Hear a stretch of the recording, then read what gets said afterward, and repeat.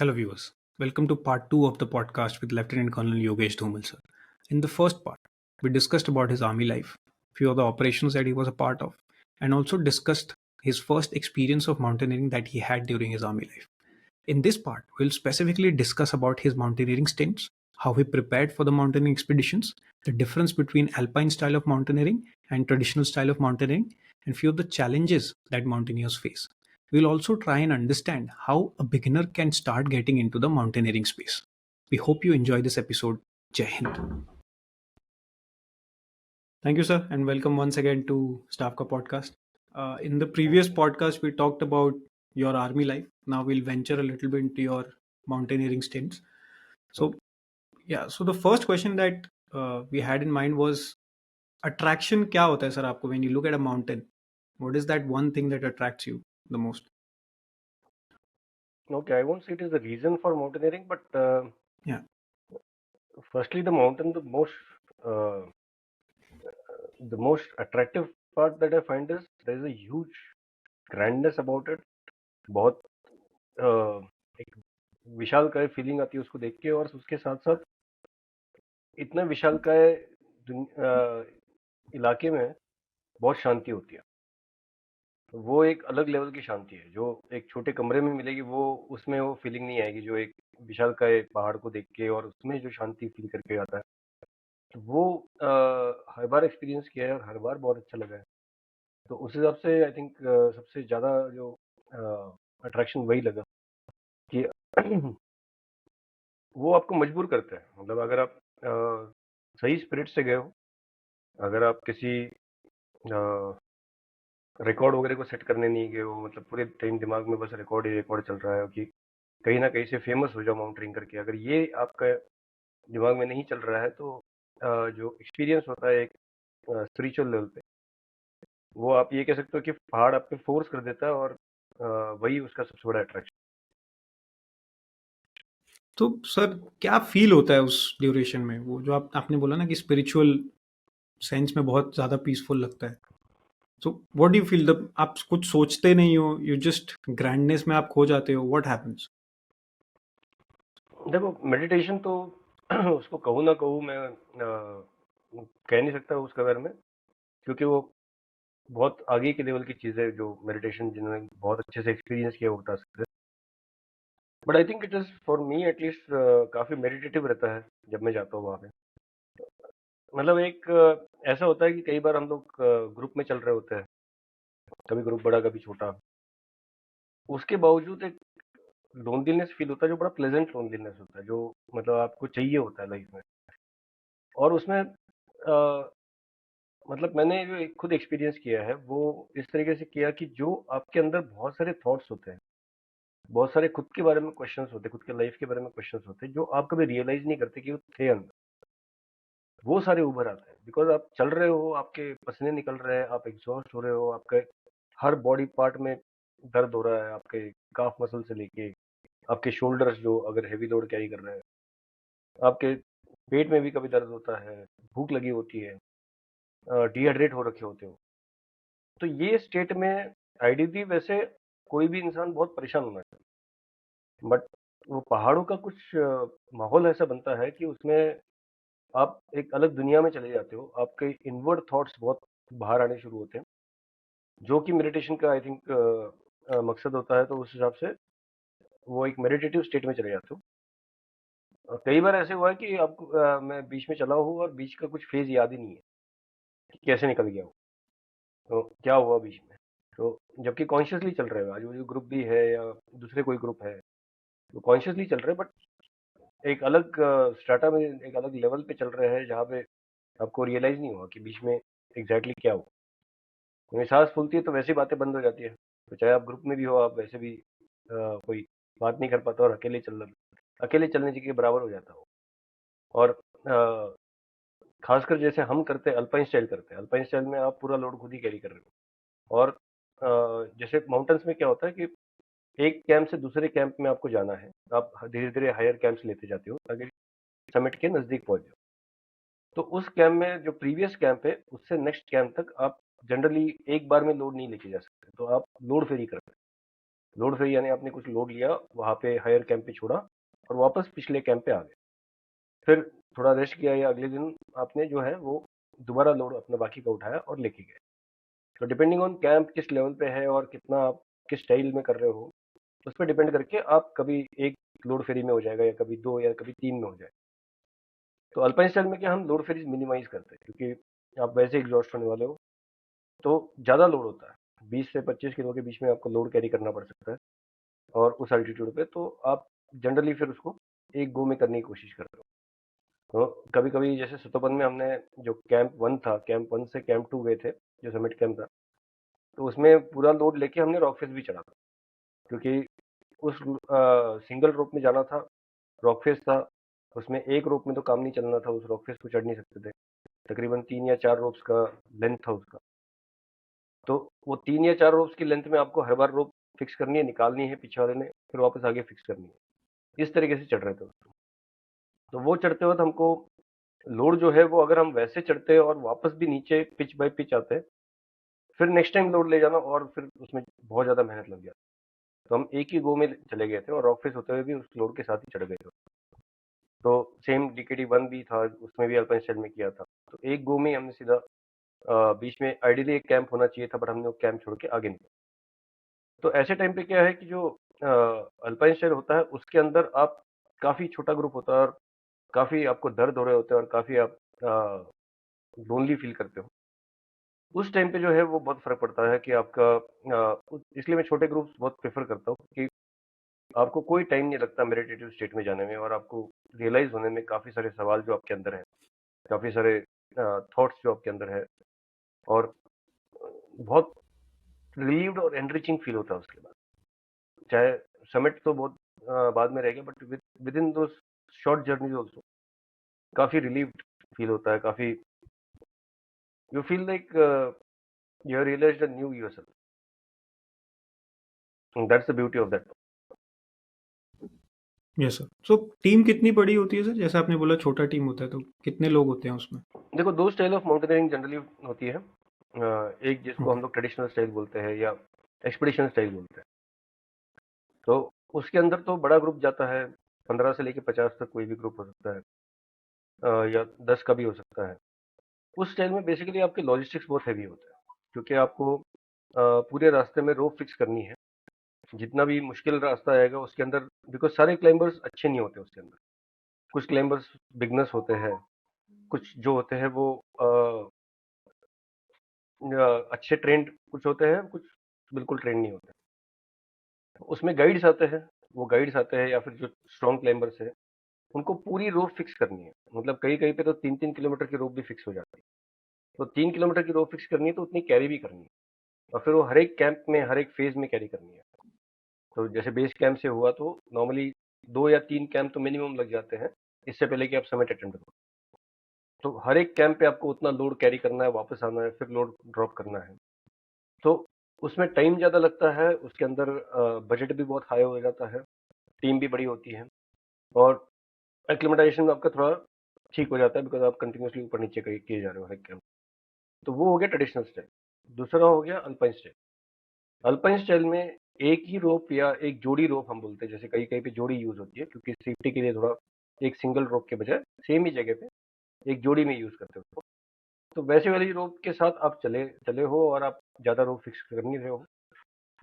Alpine style में levels होते हैं, क्लासिक अल्पाइन स्टाइल में कोई रोप फिक्स नहीं होती। कुछ कुछ लोग अल्पाइन स्टाइल में भी फिक्स कर देते हैं, बहुत मुश्किल हिस्से में। तो इस तरीके से जा रहे हो तो आपकी लॉजिस्टिक्स बहुत कम हो जाता है, क्योंकि और फिर एक ही रोप में कितने लोग एक्चुअली सेफली उस पैच को कर सकते हैं, तो वो ज़्यादा से ज़्यादा 2-3 या एट द मैक्स 4 होते 4 लोग होते हैं जो उस एक रोप में, सिंगल रोप में जा सकते हैं। तो उसी रोप के अंदर आपको सारी टेक्निक्स आनी चाहिए, रेस्क्यू इंक्लूडिंग रेस्क्यू। अगर कोई टीम मेंबर को कुछ हुआ तो उसको नीचे लाने का तरीका भी आपको पता होना चाहिए, जो एक अलग स्पेशलिटी है। कि बिना, जैसे 15-20 लोग हैं तो काफ़ी लोग हैं आपको हेल्प करने के लिए किसी कैजुअलिटी को नीचे लाने में, बट 2-3 लोगों में बड़ा मुश्किल हो जाता है। तो वो टेक्निक्स आपको पता होनी चाहिए। तो ये 2 टेक्निक्स जो होती है, तो उसके हिसाब से ग्रुप साइज चेंज हो जाता है। तो अल्पाइन स्टाइल में जनरली आप 2-3 या मैक्सिमम 4, और अगर आप ट्रेडिशनल स्टाइल से जा रहे हो तो 15 से लेके 50 या कभी-कभी उससे ज़्यादा भी लोग गए हैं मुश्किल पहाड़ पे भी। क्योंकि वहाँ पे रोप फिक्स्ड है तो सबने बस अपना एक जुमार करके इक्विपमेंट आता है। तो वो जो होता है वो रोप के ऊपर लगाया जाता है, और एक बार रोप फिक्स हो गई तो जुमार से आप वो सिर्फ एक डायरेक्शन में मूवमेंट करता है ऊपर की तरफ, तो नीचे की तरफ आता नहीं, नीचे की तरफ फंस जाता है वो अपने आप लॉक हो जाता है। तो मतलब सेफ्टी ज़्यादा देता है, और प्लस क्लाइंबिंग में आप उसके ऊपर हाथ से पुल भी कर सकते हो, तो आपको क्लाइंबिंग में भी थोड़ा सा हेल्प मिलता है। तो वो ट्रेडिशनल स्टाइल में यूज़ होता है, अल्पाइन स्टाइल में यूज़ नहीं होता जनरली। ये तरीके हैं जो इसके ऊपर ग्रुप साइज भी डिपेंड करता सो तो ये अल्पाइन स्टाइल बिगिनर्स के लिए रिकमेंडेड नहीं होता होगा, राइट? है। एब्सोल्युटली नॉट, बिल्कुल भी नहीं होना चाहिए। पहले आपको जो रोप वर्क होता है, सेफ्टी की चीज़ें, रेस्क्यू, सेल्फ रेस्क्यू जिसको हम बोलते हैं, उसमें बहुत ही माहिर होना पड़ेगा, क्योंकि पहाड़ों में क्या होता है ना, यहाँ पे तो मैं सब कुछ ठीक कर लूंगा, जो भी सीखा है वो सब कुछ अच्छे से होगा। पहाड़ों पे आप सुपर एग्जॉस्टेड रहते हो, कभी कभी आप लिटरली अपना माइंड लूज कर जाते हो, आपको होश नहीं रहता किसी चीज़ का। तो आपको उसकी इतनी प्रैक्टिस होनी चाहिए कि गलती से भी आप सही चीज़ करो, वरना एक छोटी सी गलती पहाड़ों में पूरी टीम के लिए बहुत मुश्किल खड़ी कर सकती है। तो वो चीज़ बहुत इंपॉर्टेंट है कि आपका हर एक्शन जो है वो आपके नींद में भी आपसे सही हो जाना चाहिए, इस लेवल की प्रैक्टिस उसमें होनी चाहिए। तो अगर आप कहीं पे क्लिप कर रहे हो या आप कोई नॉट लगा रहे हो, तो नॉट चाहे नींद में भी आपको उठा के लगा दे तो भी आप बिल्कुल सही सही उसको लगा सकते हो, उसमें गलती का स्कोप बहुत कम होता है अल्पाइन स्टाइल। तो इसलिए बहुत सीजन्ड माउंटेनियर को ही अल्पाइन स्टाइल ट्राई करना राइट। तो ट्रेनिंग जो होती है एक ट्रेडिशनल एक्सपीडिशन के लिए और अल्पाइन स्टाइल ऑफ माउंटेनियरिंग के है। लिए, तो एक बार आप सर वो ट्रेनिंग बता दीजिए, कुछ कॉमन होते हैं या फिर थोड़ा एक अलग होता है अल्पाइन स्टाइल में, कैसे होता है? How does one train? Okay. तो इससे पहले मैं थोड़ी बैकग्राउंड बताता हूँ कि जो भारत है, जी। भारत के अंदर 4 माउंटेनियरिंग इंस्टीट्यूट है जो मिनिस्ट्री ऑफ डिफेंस के अंडर आती है, जो सबसे ज़्यादा रिकग्नाइज्ड है, और वहाँ से सीखना सबसे बढ़िया चीज़ है। तो वो 4 माउंटेनियरिंग इंस्टीट्यूट्स के अलावा 2 या 3 है जो स्टेट की भी है, जैसे हिमाचल में है, उत्तराखंड में है, सिक्किम में है। तो उसके अलावा बाकी भी है, एक राजस्थान में भी है जो ज़्यादातर रॉक क्लाइंबिंग पे फोकस करती है, बट माउंटेनिंग पे भी थोड़ा कोचिंग देती है। तो इनके अंदर जो सिखाई जाती है वो ट्रेडिशनल के बेसिक्स आप सीख जाओगे। जो ट्रेडिशनल क्लाइंबिंग है उसके बेसिक्स बहुत बढ़िया तरीके से, उम्दा तरीके से सिखाते हैं। तो जैसे मैं भी नेहरू इंस्टीट्यूट ऑफ माउंटेनियरिंग जो है, जो मिनिस्ट्री ऑफ डिफेंस के अंडर आती है, वहाँ पे मैं वाइस प्रिंसिपल था। तो उस दौरान हम लोग वही चीज़ सिखाते थे, जो बेसिक्स क्लियर है, जो ट्रेडिशनल माउंटेनिंग का। अब उसके अंदर कुछ अल्पाइन स्टाइल में ऐसा कुछ खास बहुत अलग नहीं होता है, कुछ एक चीज़ें चेंज हो जाती है। एक आपका लोड कैरी करने का तरीका चेंज हो जाता है, आपको मिनिमम वेट और मिनिमम बल्क वॉल्यूम के हिसाब से वो चीज़ें कैरी करनी है, चाहे आपका थोड़ा सा कंफर्ट में कॉम्प्रोमाइज़ हो जाए, क्योंकि आपको एक साथ जाना है। जैसे मैंने बताया, लोड फ्री आप मिनिमाइज कर रहे हो, तो आपको एक साथ ही वो लोड लेके जाना है, तो आपको बहुत ज़्यादा लोड लेके फिर आप लोड में दब जाओ। तो एक वो चेंज होता है कि आप किस प्रोफाइल ऑफ इक्विपमेंट जो होता है, प्लस कुछ टेक्निक्स में आपको थोड़ी एडवांस टेक्निक सीखनी पड़ती है। जैसे मैंने बताया कि वो 2-3 लोगों में ही आप आपस में रेस्क्यू करना है। तो अगर 3 लोगों की टीम जा रही है और एक किसी को हुआ तो 2 ही लोग बचे, और 2 लोग 90 डिग्री के फेस पे या 80 डिग्री के फेस पे अगर उस तीसरे को रेस्क्यू करना है, तो उसका वेट लेना तो इम्पॉसिबल है आपको। अगर आप आइस वॉल पे हो एक 70 डिग्री या 80 डिग्री के, तो आप उसका वेट लेके तो उसको नीचे नहीं ला सकते। तो वो रेस्क्यू कैसे करना है, जो ट्रेडिशनल सिस्टम में भी रेस्क्यू सिखाया जाता है, बट इसमें थोड़ा सा मॉडिफिकेशन है कि 2 ही लोग मिलके उसको किस तरीके से कर सकते हैं। तो वो थोड़ा सा फर्क उसमें मैक्सिमम वही है। क्लाइंबिंग जो होता है, जैसे मैंने बताया कि एज अ नॉर्मल माउंटेनियर जो जाएंगे वो जनरली गाइड सबके लिए सब कुछ फिक्स करेंगे। और माउंटेनिंग के इतिहास में देखा जाए तो जनरली अभी तो बहुत अच्छा हुआ है कि शेरपास को, जैसे एवरेस्ट के केस में अगर ले लें हम लोग, तो शेरपास को भी फेम मिल रहा है, शेरपास का नाम मेंशन होता है समिट में। पुराने टाइम्स में वो मेंशन ही नहीं होता था। इनफैक्ट जब तेंजिंग नोर्गे और अ, ये दोनों जब वहाँ पे समिट कर गए थे, तेंजिंग नोर्गे का नाम पहले इंक्लूडेड नहीं था। तो इंसिस्ट करना पड़ा उनको कि नहीं नहीं, उसका भी नाम इंक्लूडेड होना चाहिए, क्योंकि 2 ही लोग चढ़े थे वहाँ पे। तो उसकी वजह से जो है वो पहले ये चीज़ नहीं होती थी, अब गाइड्स को क्रेडिट मिल जाता है। बट जनरली गाइड्स का मेंशन अभी भी इंडियन माउंटेनिंग में गाइड्स का मेंशन बहुत कम होता है, हर जगह नहीं होता। तो वो जो लोग होते हैं वो एक्चुअली माउंटेनिंग कर रहे हैं, क्योंकि वो रोप फिक्स कर रहे हैं वहाँ पे। वो अपनी टेक्निक्स लगा रहे हैं। बाकी लोग जनरली अपना जुमार लगाते हैं और उसके ऊपर रोप के ऊपर चढ़ते हैं, जो भी बहुत आसान नहीं है। जो मैं ये नहीं कह रहा कि वो वेस्ट ऑफ एफर्ट है या कोई सिंपल सी चीज़ है, नहीं, वो भी काफ़ी एंडोरेंस और काफ़ी ये मांगता है। But mountaineering is more about technique. तो टेक्निक का इस्तेमाल ज़्यादातर वो गाइड्स कर रहे होते हैं या कोई अल्पाइन स्टाइल में जा रहा है तो उनको करना पड़ता है। सो दैट वे अगर देखा जाए तो इनका जो टेक्निक्स है वो अल्पाइन स्टाइल में सिर्फ इतना फर्क है कि आपको हर चीज़ को कैटर करना है। ये जो कंटीजेंसी फैक्टर्स ज़्यादा बढ़ जाते हैं, तो कंटीजेंसी फैक्टर्स के लिए आपको उसी हिसाब से चलना है मिनिमम इक्विपमेंट के साथ। ट्रेडिशनल में आप फिर भी इक्विपमेंट ज़्यादा ले जा सकते हो, इसमें इक्विपमेंट भी मिनिमाइज करना है लेकिन आपकी एफिशिएंसी भी बहुत हाई होनी चाहिए। तो थोड़ा वो एक फ़र्क आ जाता है अल्पाइन स्टाइल के इक्विपमेंट प्रोफाइल प्लस टेक्निक्स। तो ट्रेनिंग अल्पाइन स्टाइल की अलग ही करनी पड़ती है, लेकिन आपके जब बेसिक्स क्लियर हो, जब आपने इन इंस्टीट्यूट से बेसिक कोर्स या एडवांस कोर्स माउंटेनिंग का जो है और सर्च एंड रेस्क्यू कर रखा हो, तब फिर आप अल्पाइन स्टाइल में और एडवांस तरीका सीख सकते हो। जो हमने रिसेंटली इनफैक्ट जो मैंने लास्ट टाइम मेंशन किया था, सोल ऑफ स्टील करके जो प्रोग्राम चलाया था, वो इसी के बारे में जी था। सर। तो एक तो माउंटेनिंग तो था ही उसमें, plus survival rescue everything was there. और 3 लोगों की टीम में, वो 3 लोगों के स्क्वाड में वो इवेंट होता है, पूरा ट्रेनिंग प्लस जो फाइनल चैलेंज होता है। तो उसी को प्रोपोगेट करने की हम कोशिश कर रहे हैं कि ताकि इंडियन यूथ भी इसको एक्सपोज हो, क्योंकि फॉर्मली अल्पाइन स्टाइल अभी भी कभी कभी कहीं भी नहीं सिखाया जा रहा इंडिया। तो उसी को बढ़ावा देने की कोशिश के लिए वो सोल ऑफ स्टील प्रोग्राम हुआ था। Plus other things like military lifestyle जो होती है एक, तो वो माउंटेनिंग के थ्रू लोगों को एक्सपोज कर रहे हैं उस प्रोग्राम में। तो क्योंकि आम आदमी को मौका मिलता नहीं, बट इसमें फुल डिसिप्लिन के साथ कैसे रहना है और आर्मी लाइफस्टाइल, आर्मी मेंटेलिटी क्या होती है, खासकर स्पेशल फोर्सेस मेंटेलिटी, वो उसमें हम लोग लोगों को ट्रेन कर रहे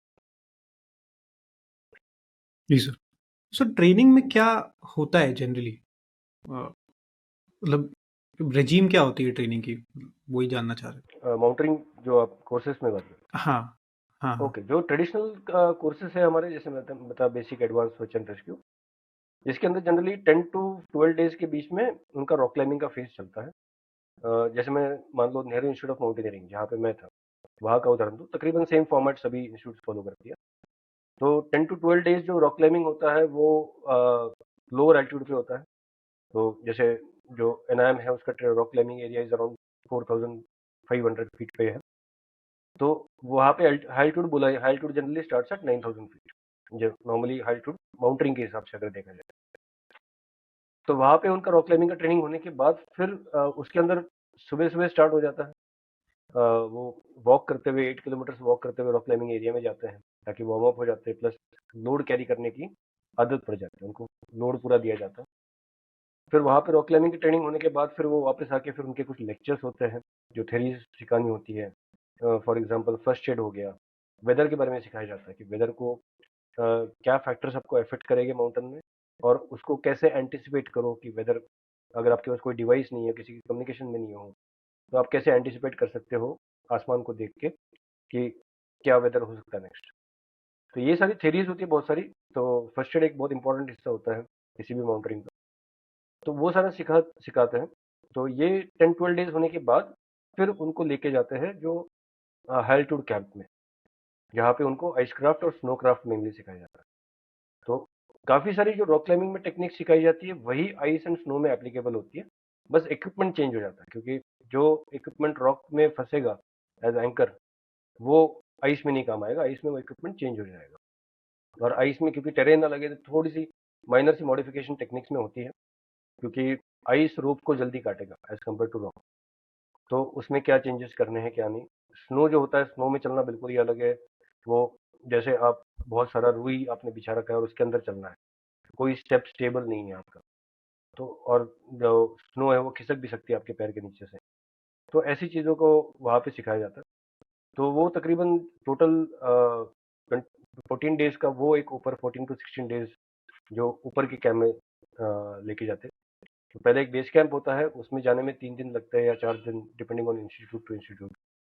तो वहाँ पे फिर हम उनको टेंट कैंपिंग कैसे करनी है, उसके साथ साथ जो हर दिन ग्लेशियर में वॉक करना है, उसके साथ फिर आइस को कैसे नेगोशिएट करना, आइस वॉल आएगी सामने, तो फिर स्नो फेस को कैसे नेगोशिएट करना है, तो ये सब सिखाया जाता है।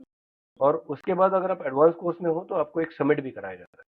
तो सब 6000 मीटर पीक पे समिट कराया जाता है। तो उसमें आपको समिट का कैसे कैसे रो फिक्स होती है, कैसे आप लॉजिस्टिक्स मैनेज करते हो। फिर एडवांस कोर्स में एक्सपीडिशन प्लानिंग भी होता है। तो expedition planning is very important, क्योंकि प्लान गड़बड़ है तो सब कुछ ही गड़बड़ है, और प्लानिंग ही सबसे मुश्किल पार्ट है माउंटेनिंग में। Logistics is a huge challenge in mountain. It requires a lot of brainstorming. दिखने में आसान दिखता है कि इतना राशन ले जाओ, ये सब हो जाएगा, बट जब एक्चुअल कैलकुलेशन पे आते हो, क्योंकि डिलेमा है कि आप जरूरत से ज़्यादा ले गए तो आपको उतना टाइम वेस्ट होने वाला है, आपके पैसे भी वेस्ट हो गए, आपका टाइम भी वेस्ट होगा, आपकी एनर्जी भी वेस्ट होगी। और आप जरूरत से कम ले जाओ तो आपको ऊपर प्रॉब्लम हो जाएगी, आपको कुछ कम पड़ गया तो कोई सोर्स नहीं है वहाँ पे किसी और चीज़ का। तो आपको एग्जैक्ट कैलकुलेशन पे आना है, ऑप्टिमम कैलकुलेशन पे आना है। तो लॉजिस्टिक्स चैलेंज भी सिखाते हैं उसमें, कैसे मैनेज होना है, बेसिक सिखाते हैं उसके। और फिर उसके बाद सर्च एंड रेस्क्यू में आपको पूरा एक कैप्सूल होता है सर्च एंड रेस्क्यू का। तो उसके अंदर आप एज अ टीम कैसे रेस्क्यू कर सकते हो, सेल्फ रेस्क्यू कैसे, खुद का रेस्क्यू कैसे कर सकते हो। अगर छोटी टीम है तो एक इंडिविजुअल दूसरे इंडिविजुअल का रेस्क्यू कैसे कर सकता है किसी रॉक फेस पे, आइस वॉल पे। ये सारी चीज़ें उसमें सिखाई जाती है।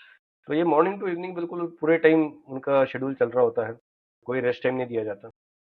ब्रेक भी आई थिंक 1-2 दिन का ही हम देते थे बीच में 28 डेज के अंदर। तो फुल टाइम उनको मतलब शाम तक ऐसे हो जाता है कि अभी बस सो जाना है बिस्तर पे जाके, तो खाने का भी पेशेंस नहीं रहता। इस टाइप का ट्रेनिंग होता है। तो अ, जो सोल ऑफ स्टील हमने इंट्रोड्यूस किया था वो अलग लेवल पे इंट्रोड्यूस किया था। सोल ऑफ स्टील नाम की तरह फिजिकली उसको सस्टेन करना बहुत टफ है। तो वो ट्रेनिंग में जैसे पिछली बार हमने किया था 24 लोगों को सिलेक्ट किया था, इंक्लूडिंग 2 लड़कियां भी थी उसमें। तो ऑल नेशन वाइड उनका सिलेक्शन हुआ था। और उसके बाद उनको जो ट्रेनिंग दी थी उसके अंदर 24 में से, और फाइनली 2 महीने की ट्रेनिंग थी कंटिन्यूस। कमांडो सेल ट्रेनिंग थी, सुबह से शाम तक बिल्कुल वो उनका फिजिकली स्ट्रेन था, थेरीज भी कवर की थी। और उसके बाद फिर उनको चैलेंज करना था, जो एक 70 किलोमीटर का चैलेंज था। 19,000 फीट का पास क्रॉस करना है बीच में, और 4 डेज चैलेंज, 5 डेज चैलेंज था, 4.5 डेज। और उसके अंदर उनको सेल्फ सस्टेन जाना था, मतलब उनको कुछ भी नहीं दिया, ना खाना, ना टेंट, ना कुछ, सब कुछ खुद ही मैनेज करना है, खुद ही कैरी करना है, इन अ स्क्वाड ऑफ 3 पीपल ईच। तो ये इसके अंदर 15 लोग कंप्लीट कर पाए उसको 24 में। तो उस टाइप का डिजाइन था उसका। तो वो एक नेक्स्ट लेवल पे ले जाता है, from endurance to mental strength. सब कुछ ही चैलेंज कर देता है आपकी। रात के 3-3 बजे उठा के उनको ट्रेनिंग स्टार्ट होती है, जब उनको एक्सपेक्टेड नहीं था।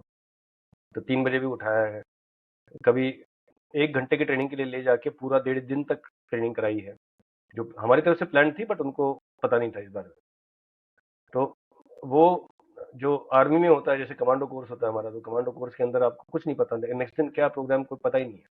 आपको इतना पता है कि कहीं तो 3 बजे से लेकर 3:30 बजे के बीच में उठा देंगे हमको। उसके बाद दौड़ाना स्टार्ट कर देंगे, दिन भर कहीं ना कहीं दौड़ते रहोगे। बीच में क्लास चलेगा, उसमें आपको नींद आएगी, तो आपको नींद सोने के लिए पनिशमेंट दी जाएगी। क्लास कम ही चलेगी, पनिशमेंट ज़्यादा चलेगी। तो ये कंटिन्यूस फुल डे प्रोग्राम चलता रहेगा। शाम तक आप एग्जॉस्टेड हो, फिर सो गए, फिर वापस पता नहीं नेक्स्ट दिन क्या होगा। ये डेली शेड्यूल होता है। तो वैसे ही इस लाइन पे इस शेड्यूल को बनाया गया था। और जितने भी लोग उसमें पार्टिसिपेट किए थे, दे वर मोस्ट कंटेंट। उसमें से कुछ लोगों ने पहले माउंटेनिंग कोर्स भी कर रखा था, बट दे सेड ये ऐसा कोई एक्सपोजर उसमें नहीं मिला था। Plus the alpine style, this course focuses, जो सोल ऑफ स्टील था वो अल्पाइन स्टाइल पे फोकस करता है। जनरली यही शेड्यूल होता है बेसिक, जो नॉर्मल ट्रेडिशनल ट्रेनिंग में भी, और हमारे सोल ऑफ स्टील में। राइट। तो सर ऐसा बोल सकते हैं सोल ऑफ स्टील में आप रियल लाइफ सिनेरियो के जितना क्लोज आप ले जा सकते थे उतना क्लोज आप ले जाने की कोशिश करते हो, ऐसा ऐसा बोल सकते हैं? रियल लाइफ से ज़्यादा मैं उसको बोलूँगा कि डेली लाइफ के हिसाब से हम उनको राइट। सर्वाइवल इंस्टिंक्ट में डालते हैं। बेसिक इंटेंशन वो है कि आप किसी भी सिचुएशन में आपको इतना कॉन्फिडेंस देना। इट इज़ नॉट नेसेसरली कि आप माउंटेन में ही सिचुएशन फेस करो। तो चाहे रोड पे एक्सीडेंट हुआ है किसी और का, चाहे आप कहीं पे केदारनाथ विजिट करने गए थे और वहाँ पे बाढ़ आ गई और वहाँ पे लोग फंसे हुए दिख रहे हैं आपको इतना कॉन्फिडेंस आएगा कि मैं खुद को ही नहीं बल्कि मैं बाकी सबको भी इस सिचुएशन से निकाल सकता हूँ। और आपके जॉब में कोई प्रॉब्लम हो रही है, आपके साथ कुछ गलत हो रहा है, आप उसको हैंडल नहीं कर पा रहे हो, तो वो एक कॉन्फिडेंस देना उनको कि जो मर्जी हो जाए, I can get out. That is the intention. तो सिचुएशंस जो है, सिचुएशंस रियल लाइफ के मच बियॉन्ड है, क्योंकि बहुत ही खराब सिचुएशंस उनके लिए दी जाती है। फॉर एग्जाम्पल मैं बताता हूँ, जैसे एक एक्सरसाइज हमने कराई थी, तो उनको हमने इतना बताया था कि आपको कहीं जाना है, और रेस्क्यू उनको ट्रेन किया था हमने रेस्क्यू के अंदर, और उनको इतना बताया था कि आपने कहीं ना कहीं आपको लोकेशन मिल जाएगा, वहां पे कोई ना कोई कैजुअलिटी होगी, उसको फर्स्ट एड देके रेस्क्यू करके लाना है, और ये अगले 4 या 5 दिन में कभी भी हो सकता है। कब होगा, सुबह, शाम, दोपहर को, रात को, कुछ हम बताएंगे नहीं, बट कभी भी हो सकता है। आपका किट ऑल टाइम रेडी होना चाहिए। जब आपको बताएंगे कि आपने जाना है, विद इन 30 मिनट्स आप पूरे किट के साथ बाहर होंगे। अब डेली ट्रेनिंग तो चल रही है, डेली ट्रेनिंग तो रुकी नहीं है, तो उनका किट पूरा के पूरा बाहर ही है। कंटिन्यूसली बार बार अलग अलग किट पहनना पड़ता है, अलग अलग ट्रेनिंग के लिए, सुबह से लेकर शाम तक। तो उनके दिमाग में वो लिस्ट कंटिन्यूसली चलती रही कि रेस्क्यू के लिए जाना है, रेस्क्यू के लिए जाना है। तो उन्होंने रेस्क्यू बताया था, सर्वाइवल नहीं बताया था। बट हम यही चेक करना चाहते थे कि हमने कितना ट्रेन किया उनको, वो हमारे लिए खुद के लिए वैलिडेशन। तो दोपहर के 2:30 बजे वो लंच वंच करके जस्ट आए थे, और उनको थोड़ा आधा घंटे का एक टाइम होता था जहाँ पे थोड़ा सा वो अपना खुद का जो भी कपड़े धोना वगैरह कर सकते थे। दिन में इतना ही टाइम मिलता था खुद का मेंटेनेंस करने के लिए, और प्लस अगर 10 मिनट की नींद निकाल सके तो निकाल दी। तो उसी टाइम पे हमने वो ड्रेस देने से पहले हमने बोल दिया कि आपके पास आपका गो है, रेस्क्यू के लिए जाना है, रेडी होके आ जाए। तो 30 का 35 मिनट्स हुआ कुछ लोगों का, बट अदरवाइज जनरली सब लोग लेके आए।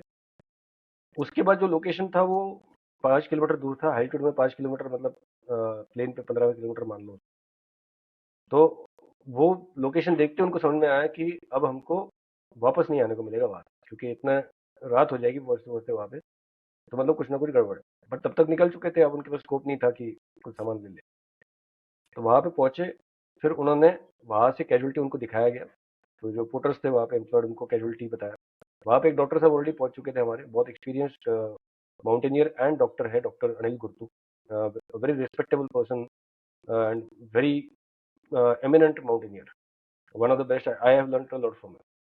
तो उनके पास गए हम लोग, वहां पे वो खड़े थे ऑलरेडी। उन्होंने अलग अलग सिचुएशन दी उनको, कि किसी को बताया कि फ्रैक्चर हुआ है पैर में, किसी को बोला हेड इंजरी हुई है, किसी को स्पाइन इंजरी हुई है।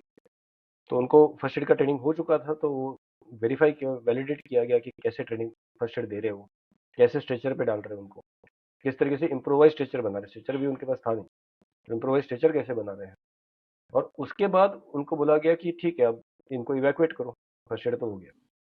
तो अब वापस आने का रास्ता तकरीबन 3 साढ़े 3 घंटे का था। और जैसे ही उन्होंने स्टार्ट कर दिया, उनको बोला कि वहां पे एक ग्राउंड है, उस आपने खुद ढूंढना है कि कहाँ पे सूटेबल ग्राउंड है जहाँ पे हेलीकॉप्टर उतर सकता है, और आपकी मदद के लिए हेलीकॉप्टर आ रहा है, उसको हेलीकॉप्टर के लिए तैयार करो, उस कैजुअलिटी को हेलीकॉप्टर में लोड करने के लिए। और वो हेलीकॉप्टर आने के बाद उसको लोड करना है। हेलीकॉप्टर तो ऑन ग्राउंड तो नहीं था हमारे पास, बट हम सिचुएशन दे रहे थे। तो उसके बाद उन्होंने गए उस ग्राउंड में, ग्राउंड खुद ही चुना, एंड फॉर्चुनेटली सबने सही ग्राउंड चुना। और उसके बाद जाके उन्होंने कैजुअलिटी को तैयार किया। फिर हमने बोला कि हेलीकॉप्टर में टेक्निकल स्नैग आ गया, हेलीकॉप्टर नहीं आ सकता। तब तक रात के 7:30 8 हो चुके थे। फिर उनको बोला आप जाओ, और आपको यहीं पे रात को रहना पड़ता है, क्योंकि हेलीकॉप्टर नहीं आ रहा, आप वापस भी नहीं जा सकते, वापस में खतरा है। तो उन्होंने केस वेस ढूंढ के अपने पहुंचो वॉन्चो जो भी थे उससे बराबर शेल्टर बनाए। फिर उन्होंने जो भी छोटा मोटा अपने पास था उससे कैसे मैनेज करके लकड़ी वगैरह जमा करके आग लगा के खाना बनाया, और कैजुअलिटी को भी खिलाया। और जैसे खाना खा के अब उनको लगा कि अब सुबह तक तो कुछ नहीं हो सकता, अभी तो रेस्ट कर लेते हैं, तब हमने बताया कि हेलीकॉप्टर आ रहा है। तो अब नाइट को हेलीपैड मार्किंग, क्योंकि हेलीकॉप्टर को हेलीपैड पहचान में आना चाहिए कहाँ पे, तो वो नाइट की एक अलग टेक्निक होती है, तो वो भी उनके वैलिडेट हो गए। तो मतलब ये एक पूरा सरप्राइज कंटिन्यूसली, कि जहाँ पे उनको लगा था कि अभी अगले 1 घंटे का लेक्चर होने वाला है हमारा इसके ऊपर, सर्वाइवल के ऊपर, क्लास में बैठ के, वहां पे ये पूरा उनको फेस करना पड़ा, और अगले दिन दोपहर को वापस आया। तो ये सर उसमें सिचुएशन पे सिचुएशन बिल्ड करते गए। So this is what the mindset we are putting them. So this is a different intention, it's not purely just mountaineering का technique.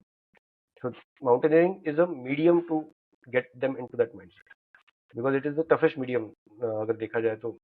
From what I feel, all adventure sports physically and mentally सबसे challenging mountaineering है।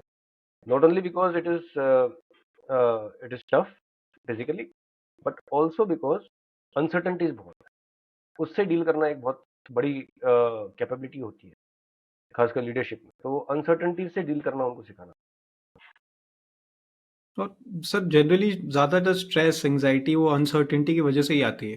तो exactly अगर उसको आप उससे handle deal करना उसको सीख गए। हाँ उसको हैंडल या नहीं कर पा रहे इसलिए फिर वो स्ट्रेस दे जाती है। यस। अगर कॉन्फिडेंस हो कि हैंडल कर लेंगे जो सामने आएगा, तो जैसे मैं तो कई बार बोलता हूँ, कोई फौज एग्री करे ना करे, बट हम लोग काफी हद तक देखी जाएगी मोड में चलते हैं कि प्लानिंग पूरी है, ट्रेनिंग पूरी है, लेकिन फिर कुछ चीजें आपके हाथ में नहीं है, तो वो चीजें देखी जाएगी, जब आएगी तो हैंडल कर लेंगे, वो कॉन्फिडेंस आ जाना राइट। है। तो सर ये इस साल भी प्लान्स है इस सोलो साल स्टील प्लान्स के है अभी? सोलो स्टील के। पिछली बार जो हमने किया था, क्योंकि इंडियन आर्मी बैक्ड था ये प्रोग्राम, इंडियन आर्मी ने उसको पूरा तरह सपोर्ट राइट। किया था, तो इस साल हम लोग उसको कमर्शियल लेना चाहते हैं, क्योंकि उसको इंटरनेशनल लेवल पे ले जाना चाहते हैं। इट इज समथिंग लाइक जैसे आयरन मैन चैलेंज है, उस तरीके से इसको लॉन्च करना चाहते हैं। पिछली बार साल भी वही इंटेंशन था। पिछली बार हमने सोचा कि पहले अपने नेशनल लेवल पे कर लेते हैं, ताकि हमको क्लियर हो कोई क्या हिचेस आते हैं क्या नहीं। इंटरनेशनल लेवल पे ले जाने के लिए थोड़ा फंडिंग स्टेट बेटर लगेगा, उसके लिए अटेम्प्ट चल रहा है, and hopefully it will 55, if not for this year at least next year. तो दोनों केस में उसका लेवल अभी थोड़ा सा स्केल जो है, लेवल तो आई थिंक लास्ट ईयर बहुत अच्छे से वैलिडेट हुआ, the training as well as the challenge was run smoothly, तो I don't think there should be any hassle this year also, but उसका स्केल जो है वो स्केल बढ़ाने की कोशिश हो रही है, ताकि वो और ज़्यादा एक प्रोग्राम्स हम लोग कई जगह पे। अब इसमें क्या है कि सिर्फ ये प्रोग्राम करना है, करने को तो कहीं भी कर सकते हैं, बट इंटेंशन सिर्फ एक प्रोग्राम चलाना नहीं था, इंटेंशन था कि इसको बॉर्डर विलेजेस में लेके जाए, तो जो विलेजेस कोई जानता नहीं है। फॉर एग्जाम्पल सबने माना सुना है, बद्रीनाथ सुना है, उसी के पैरेलल एक्सेस पे मुझे उससे भी ज़्यादा सुंदर लगा वो था जहाँ पे हम गए थे, गमशाली नीति एक्सेस। गमशाली इतनी प्यारी जगह है, बहुत ज़्यादा प्यारी है, टूरिज्म पोटेंशियल ह्यूज है उसके अंदर, जो ट्रैकिंग स्पॉट से बहुत वहाँ से जो अमृत गंगा ग्लेशियर जाता है, बहुत ही सुंदर ग्लेशियर है, उसके अंदर तालाब भी है, बट वहाँ पे कोई नहीं जाता, वो ट्रैक फेमस भी नहीं है, ट्रैकर्स भी नहीं जाते। तो लास्ट ईयर वो प्रोग्राम हमने वहाँ पे किया, तो उससे क्या होता है कि उन गाँव में जहाँ पे, अब उस गाँव में हम गए थे, उससे पहले भी हमने एक एक्सपीडिशन की थी त्रिशूली करके, वहाँ पे भी एक गाँव में गए थे हम लोग, तो मुश्किल से 3 या 4 बहुत बुजुर्ग लोग उसमें पूरा गाँव में थे। घर तो तकरीबन 100 से ज़्यादा थे, बट 3 या 4 बुजुर्ग लोग ही मिले, बाकी सब जो है वो सिटीज़ में शिफ्ट हो चुके हैं, क्योंकि जॉब नहीं मिलता यहाँ पे, कमाई का तरीका नहीं है, स्कूल्स नहीं है। तो इसको चेंज करने के लिए जो गांव है, रिमोट गांव है, बिल्कुल बॉर्डर के पास है, तो वहाँ पे ये प्रोजेक्ट करने से टूरिज्म पोटेंशियल बढ़ेगा, फिर आगे के प्रोग्राम्स भी वहाँ पे कंडक्ट होंगे, तो उन लोगों को भी जो है वो वहाँ पे एम्प्लॉयमेंट मिलने के चांसेस बढ़ जाएंगे, और इसी मकसद से वो सोलर स्टील वहाँ पे किया जाता है, ताकि वाइब्रेंट विलेज स्कीम जो है गवर्नमेंट की, जिसके अंदर वो बॉर्डर विलेजेस को डेवलप करना चाहते हैं और सेल्फ सस्टेन्ड बनाना चाहते हैं, उसी को इसमें कंट्रीब्यूशन मिल जाए। तो वही हमारा एक ओवरऑल विजन है। तो होपफुली अभी अगर we are looking for funding, अगर फंडिंग क्लियर हो जाती है तो then it will happen this year, otherwise next year भी डेफिनेटली होगा। वी होप सर वो फंडिंग हो जाए, बिकॉज Yeah. ये बहुत ही अच्छा प्रोग्राम है, तो इसके जितने लोग जुड़ेंगे इससे उतना अच्छा बहुत रहेगा। सारे मकसद है, मतलब एक साथ एक चीज पहली है कि माउंटेनिंग में इंडिया में अल्पाइन स्टाइल के खिलाफ बहुत ज्यादा माइंड सेट है, मतलब उसको बहुत ज्यादा रेजिस्टेंस मिलता है, क्योंकि पता नहीं क्यों हम मान के चल रहे हैं कि हमसे नहीं होगा, हमने वो हर चीज कर दी जो दुनिया ने कर दी है, चांद पे भी पहुंच गए, तो हमें काबिलियत की कमी तो है नहीं। तो जब मैं भी जा रहा था तब भी बहुत लोगों ने, सीनियर लोगों ने बोला कि नहीं, हम नहीं करते, ये वेस्टर्नर्स करते हैं, ये अनसेफ होता है। पहली बात तो मुझे अनसेफ लगा नहीं ज़्यादा ये, अगर आप स्किल्ड और ट्रेंड हो उसमें तो फिर मुझे नहीं लगा कि सेफ्टी में, इनफैक्ट मुझे तो ट्रेडिशनल ग्रुप में ज़्यादा अनसेफ लगता है, क्योंकि अनट्रेंड क्लाइंबर्स है या बिल्कुल नोवाइसिस क्लाइंबर्स है, तो उनके साथ तो वो तो ज़्यादा गड़बड़ कर सकते हैं, और माउंटेनिंग में बहुत क्लियर है, एक आदमी की गलती पूरे टीम को महंगी पड़ सकती है, तो वो टीम वर्क का ही काम है, वो इंडिविजुअल का काम नहीं है। तो यहाँ पे एटलीस्ट अल्पाइन स्टाइल में हम सारे ट्रेंड हैं और गलती करने वाले लोग कम है, तो क्योंकि छोटा ग्रुप है, तो उस हिसाब से आई थिंक, और आपने सही एंकर्स लगाए, आपको जजमेंट अच्छा है, तो फिर आई डोंट थिंक कोई इशू है उसके अंदर। सो दैट इज द जी सर। ऑल्सो इंटेंशन कि इस टेक्निक को और बढ़ावा दिया जाए और एक फॉर्मलाइज किया जाए उस training. Fortunately, some youth are trying to uh, get into this style, बहुत enthusiastic है, but formal type of training उनको मिल नहीं रही है. They are looking forward to it. So वो एक प्लेटफॉर्म बन रहा है इस टाइप की ट्रेनिंग के लिए. Yes sir. Yeah. तो सर ऐसा थॉट प्रोसेस क्यों है कि हम नहीं कर सकते एल्पाइन स्टाइल? ये कोई खास कारण नहीं है इसका. ये आई थिंक ट्रेडिशनली ऐसे सेट हो गया कि जब इंडिया में माउंटेनिंग स्टार्ट की, जो यूरोपियंस ने स्टार्ट की, पहले ब्रिटिशर्स से स्टार्ट करके फिर यूरोपियंस आए, तो आप जितने भी मेजर पीक देखोगे जो फर्स्ट टाइम स्केल किया है, मैक्सिमम तो 90% फॉरेनर्स ने किया है. अभी भी तकरीबन नए पीक्स जो है इंडियंस बहुत कम कर रहे हैं. या अगर मैं बोलूँ तो उस स्केल के टेक्निकल पिक्स जो है, नए पिक्स, वो इंडियंस बहुत कम कर रहे हैं. तो उसमें ट्रेडिशनली ऐसा सेट होता गया पहले से ही कि हम लोग वो सेफ वाला मेथड में घुस गए जहाँ पे ट्रेडिशनल टाइप ऑफ माउंटेनिंग थी. प्लस यूरोप में माउंटेनियर्स बहुत है, बट उनमें पॉपुलेशन के कंपैरिजन में आप देखोगे तो बहुत कम है. इंडिया में एक फीवर चढ़ गया है बहुत ज़्यादा माउंटेनिंग का, विच इज़ वेरी गुड. बहुत ये ट्रेंड बिल्कुल सेट हो गया है, बहुत वायरल हो गया है इन अ वे, मतलब. तो which is very good thing. But उसके वजह से जो भीड़ मचती है, उस भीड़ में तो अल्पाइन स्टाइल करना मुश्किल है. मतलब अगर एक एक्सपीडिशन जा रहे हो तो उसमें कम से कम 50 लोग आना चाहिए, उसमें से सिलेक्ट करके आप 10-15 ले जाओगे, 10-15 में अल्पाइन स्टाइल तो नहीं हो सकता. तो उसकी वजह से शायद ये सिस्टम अभी चलती जा रही है और ट्रेडिशनली हमारे माइंड में सेट हो गया है. It's just a mindset issue. It's not something that is and like I said, formal way of training in that style नहीं है. तो जब हम सतोपन जा रहे थे तो मैं बड़ा जिद्दी था कि मुझे अल्पाइन स्टाइल करना है, आज अल्पाइन स्टाइल करना है. इवन इंस्ट्रक्टर्स भी नहीं मान रहे थे वहाँ के, कोई नहीं आने को राजी था. तो एक जो सूबेदार साहब मेरे साथ आए थे, सूबेदार छत्तर सिंह, बहुत ही तगड़े माउंटेनियर है, बहुत एक्सपीरियंस भी है. तो उन्होंने एवरेस्ट लोथ से जैसे 8000 मीटर के पीक्स कर रखे हैं. मेरा कोई 8000 का एक्सपीरियंस है नहीं. तो जितना टाइम माउंटेनिंग में उन्होंने बताया था, उस हिसाब से उनका एक्सपीरियंस मेरे से ज़्यादा था. बट जब अल्पाइन स्टाइल की बात आई तो मैंने उनको बोला कि अल्पाइन स्टाइल में ट्रेनिंग करनी पड़ेगी. मुझे लगता है कहीं ना कहीं उनका थोड़ा सा ईगो भी हर्ट हो गया कि मैं इतना एक्सपीरियंस हूँ, मुझे ट्रेनिंग की क्या जरूरत है, which was valid in a way. But जब हमने करनी शुरू की, और ज्वाइंट ट्रेनिंग थी, ऐसे नहीं कि मैं दे रहा था और वो दे रहे थे, बट जब हमने ट्रेनिंग शुरू की और उसमें फिर मैं जैसे जैसे टेक्निक्स की बात करने लगा, बिकॉज मैं उसी में घुसा हुआ था, मेरी उसमें रिसर्च में घुसा हुआ था और देखता था, सुनता था, कुछ फॉरेन माउंटेनियर से सीखा था ऑन द स्पॉट जब एक्सप्लोरेशन जाता था, और फिर उसको ट्राई करता था सेफ एनवायरनमेंट. तो जब हमने किया इसको तो उनको भी लगा कन्विंसिंग कि हाँ, इसकी ट्रेनिंग थोड़ी अलग है, इसको करना पड़ेगा. और फाइनली फिर वो काफ़ी बड़ा कारण थे सूर्य चतर सिंह, जिसकी वजह से हम शतबंध में पहुंच पाए जहाँ तक पहुंचे. But this happens many times कि people don't understand the necessity of training separately for this. तो वो रीजन है जिसकी वजह से प्रॉब्ली ये बढ़ नहीं रहा है. बट अभी शुरुआत हुई है through solar steel and maybe more agencies will come in, more people will start participating and training people. तो hopefully it will grow in India soon. तो कुछ एक पीक्स होती है जैसे बहुत Right. सुपर टेक्निकल पीक्स है और बहुत लंबा पिच है उसमें टेक्निकल, तो वो ट्रेडिशनल मेथड में मुश्किल है करना. और इसलिए फिर वो बाहर से आके लोग अपने आप ही सबमिट करके चले जाते हैं और अपने नाम पे पिक डाल देते हैं कि हमने सबमिट किया, फर्स्ट असेंट किया. तो वो प्रॉब्ली वो ट्रेंड टूट जाएगा and we will start doing it more by. Right. Sir ऐसा ऐसा होता है कि जब भी कुछ स्ट्रेनस फिजिकल एक्सरसाइज या फिजिकल एक्टिविटी की बात होती है ना, तो बहुत ज़्यादा इंडियंस के फिजिकल प्रावस पे और जीन्स पे बहुत ज़्यादा बात होती है कि we are not built that way. बहुत सारी ऐसे बातें होती है. तो डू यू बिलीव कि ऐसा है या फिर it's just a narrative which is being said? Absolutely not. See, अब मैं अगर उसमें, हाँ, ये एक अलग टॉपिक है, बट हिस्ट्री में देखा जाए तो जो इंडिया के साथ हुआ था, इंडिया को from the richest country to an impoverished country बनाया गया है with subsequent rules from foreigners for very long time.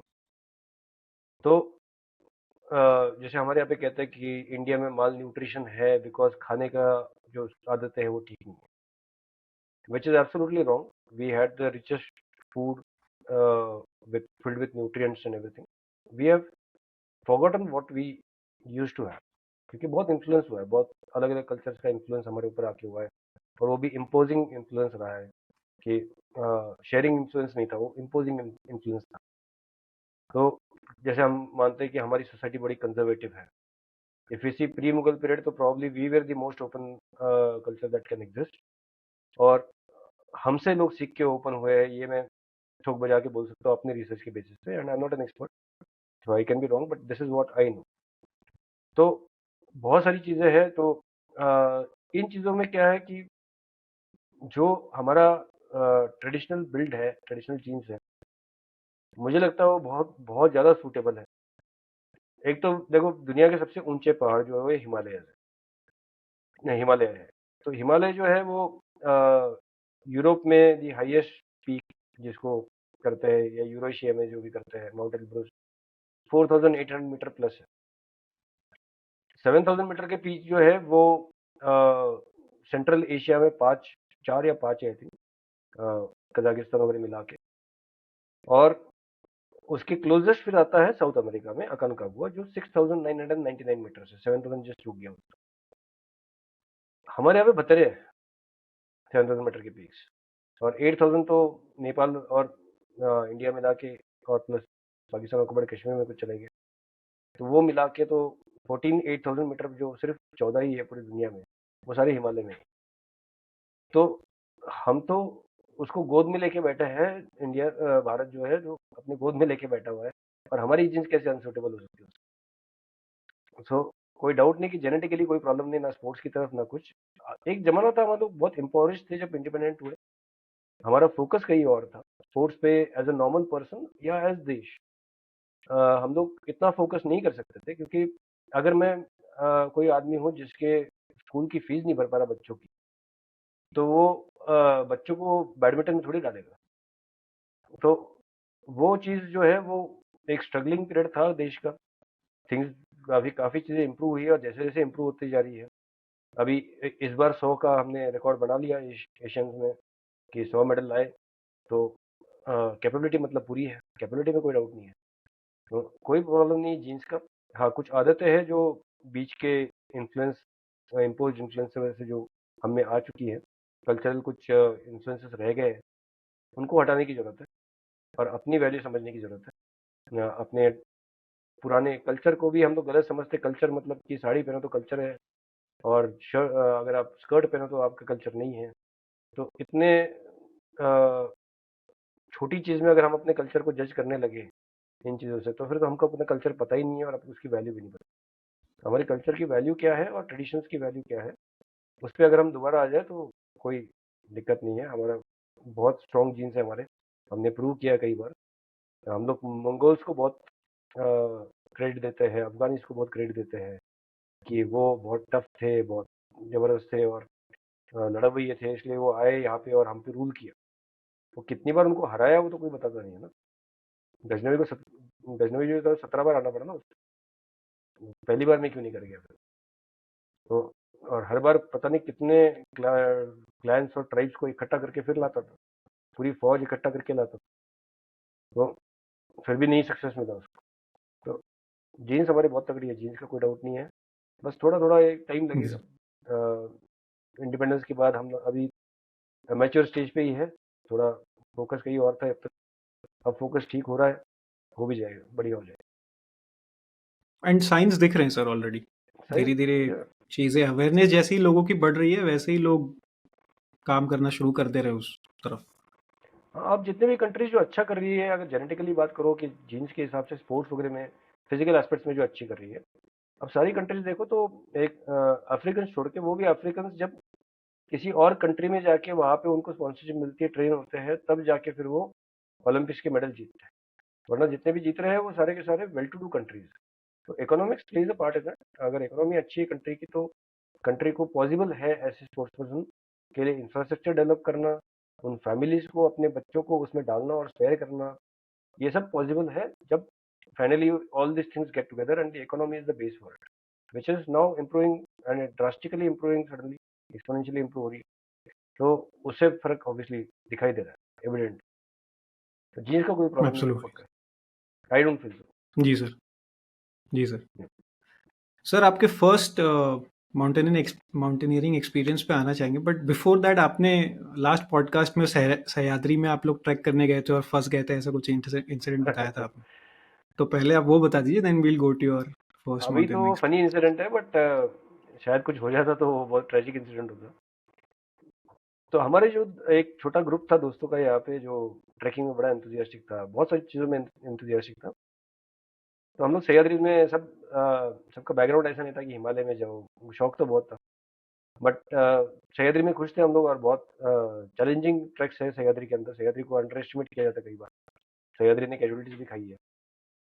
तो यहाँ पे एक हमने ऐसे ही एक बाइक ट्रिप प्लान किया था कि कहीं पे जाना है बाइक पे, सुबह जाना है और शाम तक वो ट्रैक करके, छोटा सा ट्रैक था, और वापस आना है।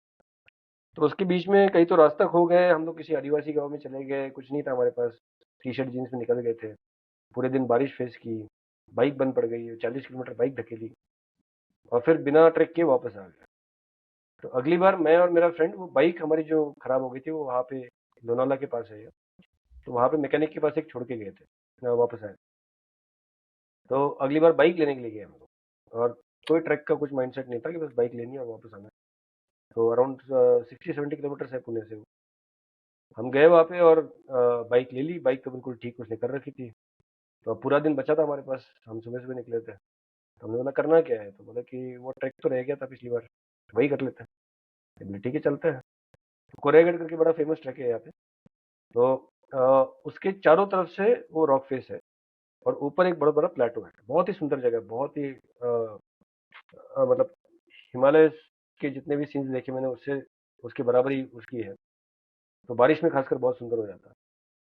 तो जब हम गए थे तो बारिश नहीं हो रही थी उस टाइम पे, बट बारिश का मौसम तो था। तो हम चले गए और फिर हमने बोला कि अ, उसमें एक सिंपल सा ट्रैक बना हुआ है साइड से, उस ट्रैक से चढ़ना है और टॉप पे पहुंचना है, दूसरी तरफ उतरना है। बहुत लोग करते हैं। तो हमने बोला इससे तो हम बहुत बार कर चुके हैं, 20-25 बार तो हो चुका था वो। तो हमने बोला इसमें क्या मजा है, एक काम करते हैं हम लोग, बीच से चढ़ते हैं, बीच के रॉक फेस से चढ़ते हैं। तो हम तभी तो, जैसे अवेयरनेस भी नहीं थी सेफ्टी की, अब मुझे बहुत डर लगता है बिना रोक के करने में, बट तब नहीं था इतना अवेयरनेस। तो इग्नोरेंस इज ब्लिस टाइप चले गए कि देखी जाएगी, हो जाएगा। तो चढ़ना स्टार्ट किया हमने, और तकरीबन 100 फीट चढ़े थे हम लोग ऊपर। और कई कई जगह पे वहाँ पे क्या था कि रॉक लूज था, और रॉक के साथ फिर कई कई जगह पे रॉक के ऊपर एक सह्याद्री में ऐसे थोड़ी मोटी सी घास आती है, वो रॉक को पकड़ती है वो, और काफी अच्छे से पकड़ती है। तो कई कई पे हमने उसका भी सपोर्ट लिया था। तो 100 फीट तक तो चले गए, फिर उसके बीच में बारिश स्टार्ट हुई, और बहुत पब्लिक नहीं आता उस टाइम पे, बहुत खाली खाली सा था कुरेगढ़।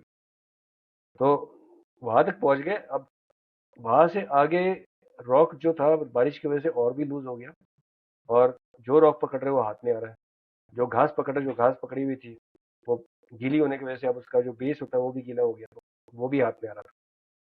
तो अब आगे कैसे चले पता नहीं था। और रॉक क्लाइंबिंग में एक बात है कि अच्छे क्लाइंबर्स के लिए भी नीचे आना और भी मुश्किल होता है। तो ऊपर का डिस्टेंस बहुत ज़्यादा बचा हुआ था, और 203 मीटर के आसपास बचा हुआ था, और नीचे 100 फीट था, बट सीधा सीधा फॉल था, बिल्कुल नीचे बोल्डर्स थे। तो पहले तो थोड़ी सी, मतलब सीधी बात में बोले तो थोड़ी सी फटी कि अब क्या करेंगे, और कुछ हाथ में बैठ ही नहीं रहा, ग्रिप्स भी नहीं बैठ रही, उसके ऊपर गीला हो गया रॉक। तो उन्होंने बोला एक छोटा सा प्लेटफॉर्म था जिसपे सिर्फ, मतलब थोड़ा सा पिछवाड़ा बस टिक जाता।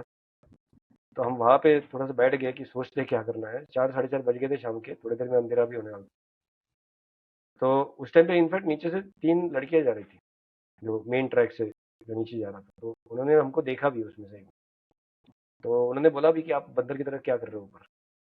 तो हम तभी थोड़ा यंग कॉलेज टाइप थे, मेल ईगो था, तो हम बताना नहीं चाहते थे कि फंस गए। तो हमने बोला कुछ नहीं, नज़ारा एंजॉय कर रहे हैं। तो वो समझ गई थी वो। तो उन्होंने बोला कि आप घर का नंबर दे देना, हम बता देंगे घर पे कि आप नहीं आ रहे हो। तो वो थोड़ी ढीठ टाइप थी। तो हमने बोला ठीक है कोई बात नहीं।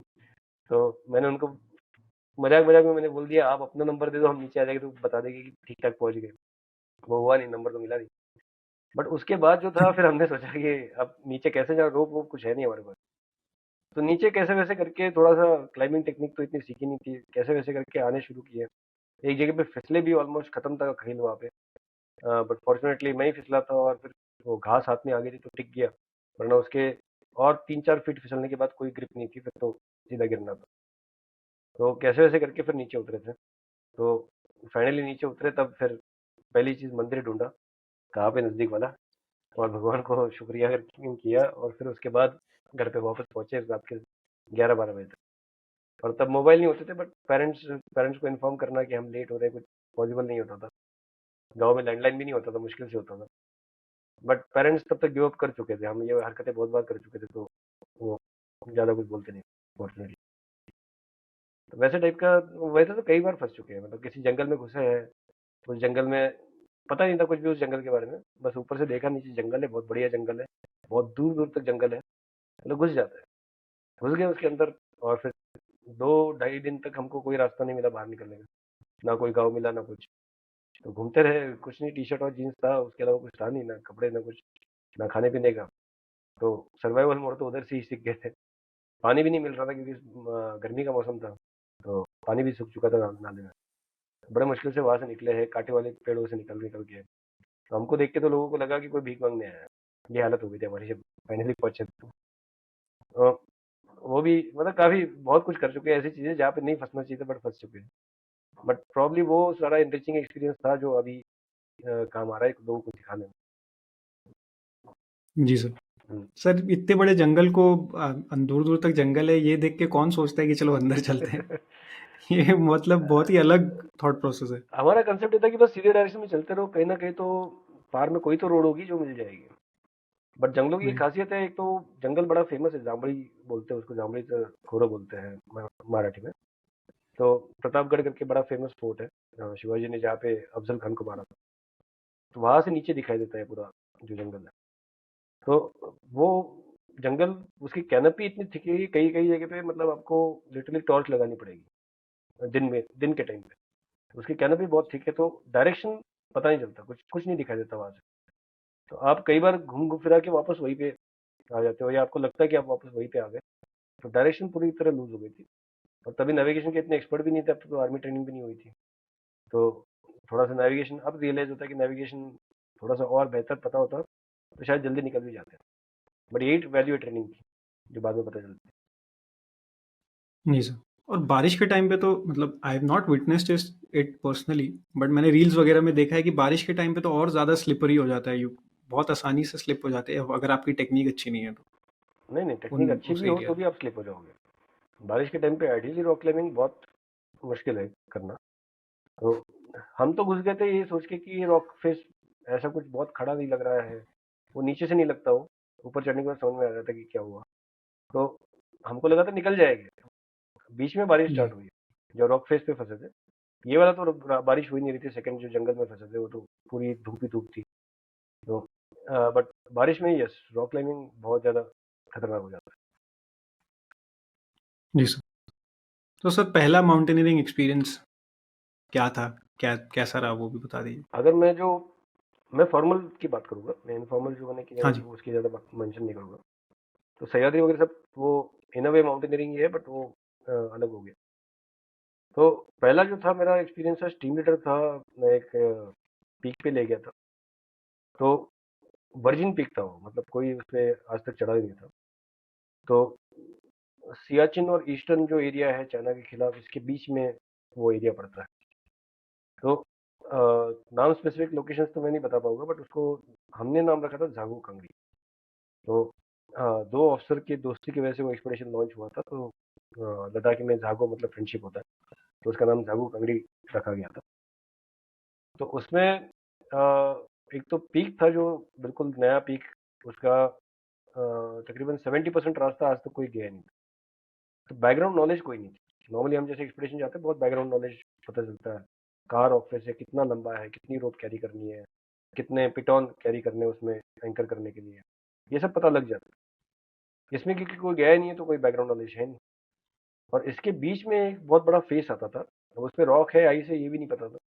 तो सैटेलाइट फोटो से जितना हम देख पा रहे थे उतना देखा, और हमको लगा कि शायद शायद ये 200-250 मीटर का बीच में फेस होगा, तो जिसमें राइस आइस और रॉक मिक्स्ड होगा, या स्नो भी हो सकता है। तो वो हमारा मेन चैलेंज था उस एक्सपीडिशन में। तो प्लस वो एक्सपीडिशन सैंक्शन होते होते लेट हो गया, तो नॉर्मली सितंबर एंड तक एक्सपीडिशन खत्म हो जानी चाहिए, वो हमारी एक्सपेडिशन अक्टूबर में, सितंबर एंड में स्टार्ट हो गई थी। तो वेदर का इतना साथ नहीं था। तो आर्मी की टीम थी, बहुत सारे अलग अलग यूनिट से लोग आए थे। मेन यूनिट एक जाट रेजिमेंट की यूनिट थी, जिनका आगे के लिए टीम तैयार करनी थी। तो बहुत सारे फ्रेश लोग थे। नॉर्मली अगर आप वर्जिन पीक पे जा रहे हो, अनएक्सप्लोर्ड पीक पे जा रहे हो, तो आपको बहुत एक्सपीरियंस टीम होनी चाहिए, बट बहुत सारे फ्रेश लोग। बट प्रॉब्ली आज अगर मुझे कोई बोलेगा ऐसी टीम को ले जाना है, तो मैं शायद ना मानूँ किसी वर्जिन पीक पे। ट्रेडिशनल पीक पे ठीक है, बट तब मैं भी चाहता था कि एक्सपीडिशन मुझे मिले, तो मैं चला गया उसमें। उसके बाद उससे पहले मैं सियाचिन वगैरह काट चुका था, और 2 एक्सपीडिशन जो ग्रुप के साथ कर चुका था, तो एक्सपीरियंस था प्रॉपर कैसे करना। और मैं टेक्निकली बहुत ओरिएंटेड था, मतलब मुझे हमेशा टेक्निक्स में बड़ा मजा आता था, जब बजाय कि सिर्फ एंड्योरेंस क्लाइंबिंग के, जो माउंटेनिंग में जनरली लोग करते हैं। मुझे ज़्यादा टेक्निक में कैसे रोप फिक्स करनी है, क्या करना है, किसको कैसे क्लाइंब करना है उसको। तो लेके गया, और वहाँ पे काफ़ी हमने ट्रेनिंग की पहले, एक्सपीडिशन के पहले। और उसके बाद जो गए थे, तो मतलब सारी चीज़ें इतनी नई थी कि हमारे जो रोड पे हम लोग पहुंचे, जहाँ से क्लाइंब स्टार्ट करना, वहां से 500 मीटर पे फंस गए हम लोग। वहां से रोड के नीचे से उतर के फिर एक नाला था, वो नाला इतना तेज बह रहा था और इतना चौड़ा था कि उसको क्रॉस करना मुश्किल हो। तो उसको लैडर कैसे लगाना है उसके अक्रॉस। तो मतलब नॉर्मली एक्सप्रेशन में बहुत बेस कैंप के बाद ये सब शुरू होता है, लैडर लगाना वगैरह, इवन एवरेस्ट में। यहाँ पे तो हमारा स्टार्ट ही लैडर लगाने से हो गया था। तो वो लैडर लगाने के बाद फिर उसके ऊपर, अब पोर्टर भी ना माने उस लैडर को क्रॉस कर, लैडर में डर लगता है। लैडर क्या है, इसमें बस सीढ़ी की तरह सीढ़ी आड़ी कर दी है, तो पैर रखने के लिए उतना सही है, वो बीच में जो बार्स है। तो पोर्टर भी डर रहे थे क्रॉस करने के लिए, नए मेंबर थे, वो भी डर लग रहा था उनको। तो धीरे धीरे पहले उसकी ट्रेनिंग से ही स्टार्ट करना पड़ा, उसकी कंडीशनिंग करनी पड़ी। उसके बाद फिर लोड फेरी स्टार्ट हुए। तो लोड फेरीज में फिर पहले ही कैंप लगाया गया, फिर बेस कैंप लगाया गया। उसके अंदर जो टेरेन था, क्योंकि नॉर्मली आप किसी एक्सपीडिशन में जाते हो तो स्टार्ट में पूरा बेस कैंप तक तो ट्रैक, प्रॉपर ट्रैक बने होते हैं, जिसमें कई लोग चल चुके हैं, हर बार जाते हैं, तो अच्छा ट्रैक मिलता है। तो नेविगेशन भी ज़्यादा करना नहीं पड़ता, बिकॉज ट्रैक को फॉलो करते रहो, आप डेस्टिनेशन जनरली पहुंच जाओ। यहाँ पे कुछ भी नहीं था। यहाँ पे तो ट्रैक दूर की बात, यहाँ पे तो बड़े बड़े बोल्डर पड़े हुए थे, उन बोल्डर के ऊपर कूद कूद के जाना पड़ रहा था। पीछे 20 किलो का लोड है, और हाई एल्टीट्यूड में चल रहे हो आप, और कूद कूद के एक एक बोल्डर से दूसरे बोल्डर पे जाना पड़ रहा। तो वो सेट हुआ, बेस कैंप सेट किया। उसके बाद हमने कैंपन सेट किया। कैंपन सेट करने के बाद मौसम ने अपना तांडव शुरू कर दिया, और वो तांडव बहुत भयानक था। तो 6 दिन तक हम लोग फंसे रहे एक जगह पे, ना आगे जा पा रहे ना पीछे जा पा रहे। पीछे गए हम लोग, लेकिन वो सिर्फ कैजुअलिटी इवैक्यूएशन के लिए, कि किसी को बीमारी हुई है, क्योंकि हिल ही नहीं पा रहे, ना आजू बाजू का दिखाई दे रहा है, हवाएं बहुत तेज चल रही है। मतलब स्नोफॉल आप देखते हो कि ऊपर से नीचे आता है, यहाँ पे स्नोफॉल में आड़ा चल रहा था स्नोफॉल, क्योंकि हवा इतनी तेज चल रही थी। टेंट कब उड़ जाएगी पता नहीं, टेंट पकड़ के बैठे हुए रात रात भर भी। और जहाँ पे सोते थे, अब हम लोग पूरा ग्लेशियर में सोए थे, नीचे पूरा स्नो था, और स्नो के ऊपर टेंट लगाया था, तो नीचे से ठंड तो लगती थी। साथ साथ में जब हम सुबह उठते थे, तो हमारे जो बॉडी शेप जिसमें हम सोए हैं, तो जैसे हम सोते थे 1 घंटे में वो उतना स्नो मेल्ट हो जाता था हमारी बॉडी की हीट से। जो नीचे फ्लोर के नीचे उतना स्नो मेल्ट हो जाता था, और हम लोग उसी शेप में दब जाते थे, थोड़े से 3-4 इंच का नीचे दब जाते थे। तो अब रात भर आप पोजीशन नहीं चेंज कर सकते, क्योंकि अब वो पोजीशन बन गई, अब तो शेप बन चुका है। तो अब चेंज करोगे तो कहीं ना कहीं चुभेगा। तो रात भर फिर उसी पोजीशन में रहना है, फिर सुबह उठ के वापस उसको खोलना है, फिर वापस फ्लैट करना है अगली रात के लिए। और दिन भर बैठे हैं, ना एंटरटेनमेंट का कोई सोर्स है, ना मोबाइल, ना टीवी, ना कुछ, बस बैठे हुए बातें कर रहे हैं। और एक्सपेडिशन था तो ज़्यादा कुछ ताश वाश भी नहीं लेके थे। खाना बनाने के लिए इतना मुश्किल हो रहा था, हवा इतनी तेज चल रही थी, वो स्टोव नहीं चल पा रहा ढंग से, स्टोव खत्म होते जा रहा है, कब मौसम खुलेगा वेट कर रहे हैं। उसमें फिर फाइनली जो हमारी 16 की क्लाइंबिंग टीम थी, वो रिड्यूस होके फिर फाइनली हम लोग 7 लोग रह गए वहाँ पे। तो बाकी सबको हमने नीचे इवैक्यूएट किया एक एक करके, जिसको भी बीमारी होती गई। तो क्योंकि चांस नहीं ले सकते थे इतने खराब मौसम में किसी को ज़्यादा बीमारी हो गई, ऐसे बहुत ज़्यादा सीवियर नहीं हुई फॉर्चुनेटली, ना हमने होने दी। तो जैसे ही थोड़ा हल्का डाउट होता था, तो हम लोग नीचे करते थे। वो मानते नहीं थे, जो बीमार है वो मानता नहीं था कि नहीं साहब मुझे तो जाना है ऊपर, मैं वापस जाके क्या शक्ल दिखाऊंगा यूनिट में, मेरा शक्ल दिखनी तो चाहिए ना पहले, ठीक ठाक रहेगा तो शक्ल दिखाएगा। तो फिर उसके बाद उनको जबरदस्ती करके फिर नीचे ले जाना पड़ता था। फिर फाइनली हमने पूरे उस पे रोप फिक्स की, फिर ऊपर गए। अब हमको जो 200-250 मीटर का लग रहा था वो निकला 350 मीटर या 400 मीटर का। तो हमारी 11 रोप लग गई जिगजैग में, लगाते लगाते 11 रोप पूरी, तो हम उतनी लाए। तो 2 रोप और बची थी हमारे पास, और आगे बहुत अभी पहाड़ बचा हुआ था। तो जब हम फाइनली ऊपर पहुंचे, वो दिन हमने लोड फेरी करना था। इसलिए हमारा प्लान था कि वहां पे लोड छोड़ेंगे और वापस आ जाएंगे। तो जैसे ही रोप कम पड़ गई और फिर हमने देखा कि आगे का पहाड़ अभी जो बचा हुआ है वो तो पूरा टेक्निकल है, तो ये तो वापस लोड लगा के कुछ फायदा नहीं है, और मौसम खराब होते जा रहा है। तो जिस टाइम पे ऊपर पहुंचे थे ऑलमोस्ट हालत खराब हो गई थी, इतना लोड लेके 70 डिग्री का स्लोप कंटिन्यूसली 350 मीटर पे चढ़े थे, और मैक्सिमम आइस था उसमें, बीच बीच में थोड़ा रॉक था। तो वो चढ़ने के बाद फिर हमने, एग्जॉस्टेड तो थे, बट हमको ये पता चल गया कि नीचे गए और फिर वापस ऊपर आए, और फिर हम लोग समिट के लिए गए, तो बहुत मेहनत जाएगी उसमें, प्लस टाइम बहुत जाएगा जो हमारे पास था नहीं मौसम की वजह से। तो फिर हमने डिसाइड किया कि सीधा सीधा यहीं से डायरेक्ट समिट का प्लान नहीं था, लेकिन समिट आज ही मार देना है, और मौसम थोड़ा साथ भी दे रहा था उस टाइम पे। तो वहीं से फिर हमने वो 2 रोप को रोटेट करते हुए, जो अल्पाइन स्टाइल जैसे मैं बोल रहा था, एक रोप पीछे से निकालनी फिर वापस आगे लगानी, ये करते करते फिर हमने 7 लोगों ने फाइनली समिट किया। और वो आई थिंक वो एक एक्सपीडिशन था जिसमें सारे एक्सपीरियंसेस मिल गए, मतलब जो भी खराब हो सकता था सब उस पहाड़ ने ऑफर किया हमको, कि सब खराब कर दिया कहीं ना कहीं। बट टीम बहुत तगड़ी थी, और उसकी वजह से पूरे सर्वाइव कर गए और बढ़िया कर गए। और जो ऊपर फाइनल रिच थी वो मैक्सिमम रॉक था उसमें, बोल्डर्स थे बहुत बड़े बड़े, रिज लाइन के बिल्कुल पतली रिज लाइन के ऊपर बोल्डर्स है, और वो बोल्डर मतलब एक कमरे के साइज का बोल्डर है, और उसको हाथ लगाने से हिल रहा है वो। तो इतना अनस्टेबल सिचुएशन थी वहाँ। तो कई बार दिमाग में आया कि इसको छोड़ देते हैं, बिकॉज बहुत ज़्यादा डेंजरस सिचुएशन हो गई थी। पर फाइनली रूट, सेफ रूट ढूंढते ढूंढते हमने कहीं से ना कहीं से तो साइड से निकाल दिया, और फिर फाइनली समिट पे पहुंच गए। और एक चीज़ जो तकरीबन हर एक्सपेडिशन में हो जाती है, खासकर फौजी एक्सपेडिशन में, क्या है, फाइनली सरकारी कर्मचारी है, तो समिट करे ना करे पगार तो मिलती रहेगी।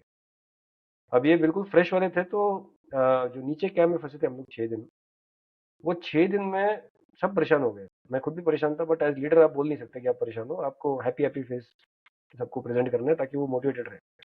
तो आप डिमोटिवेटेड नहीं दिख सकते।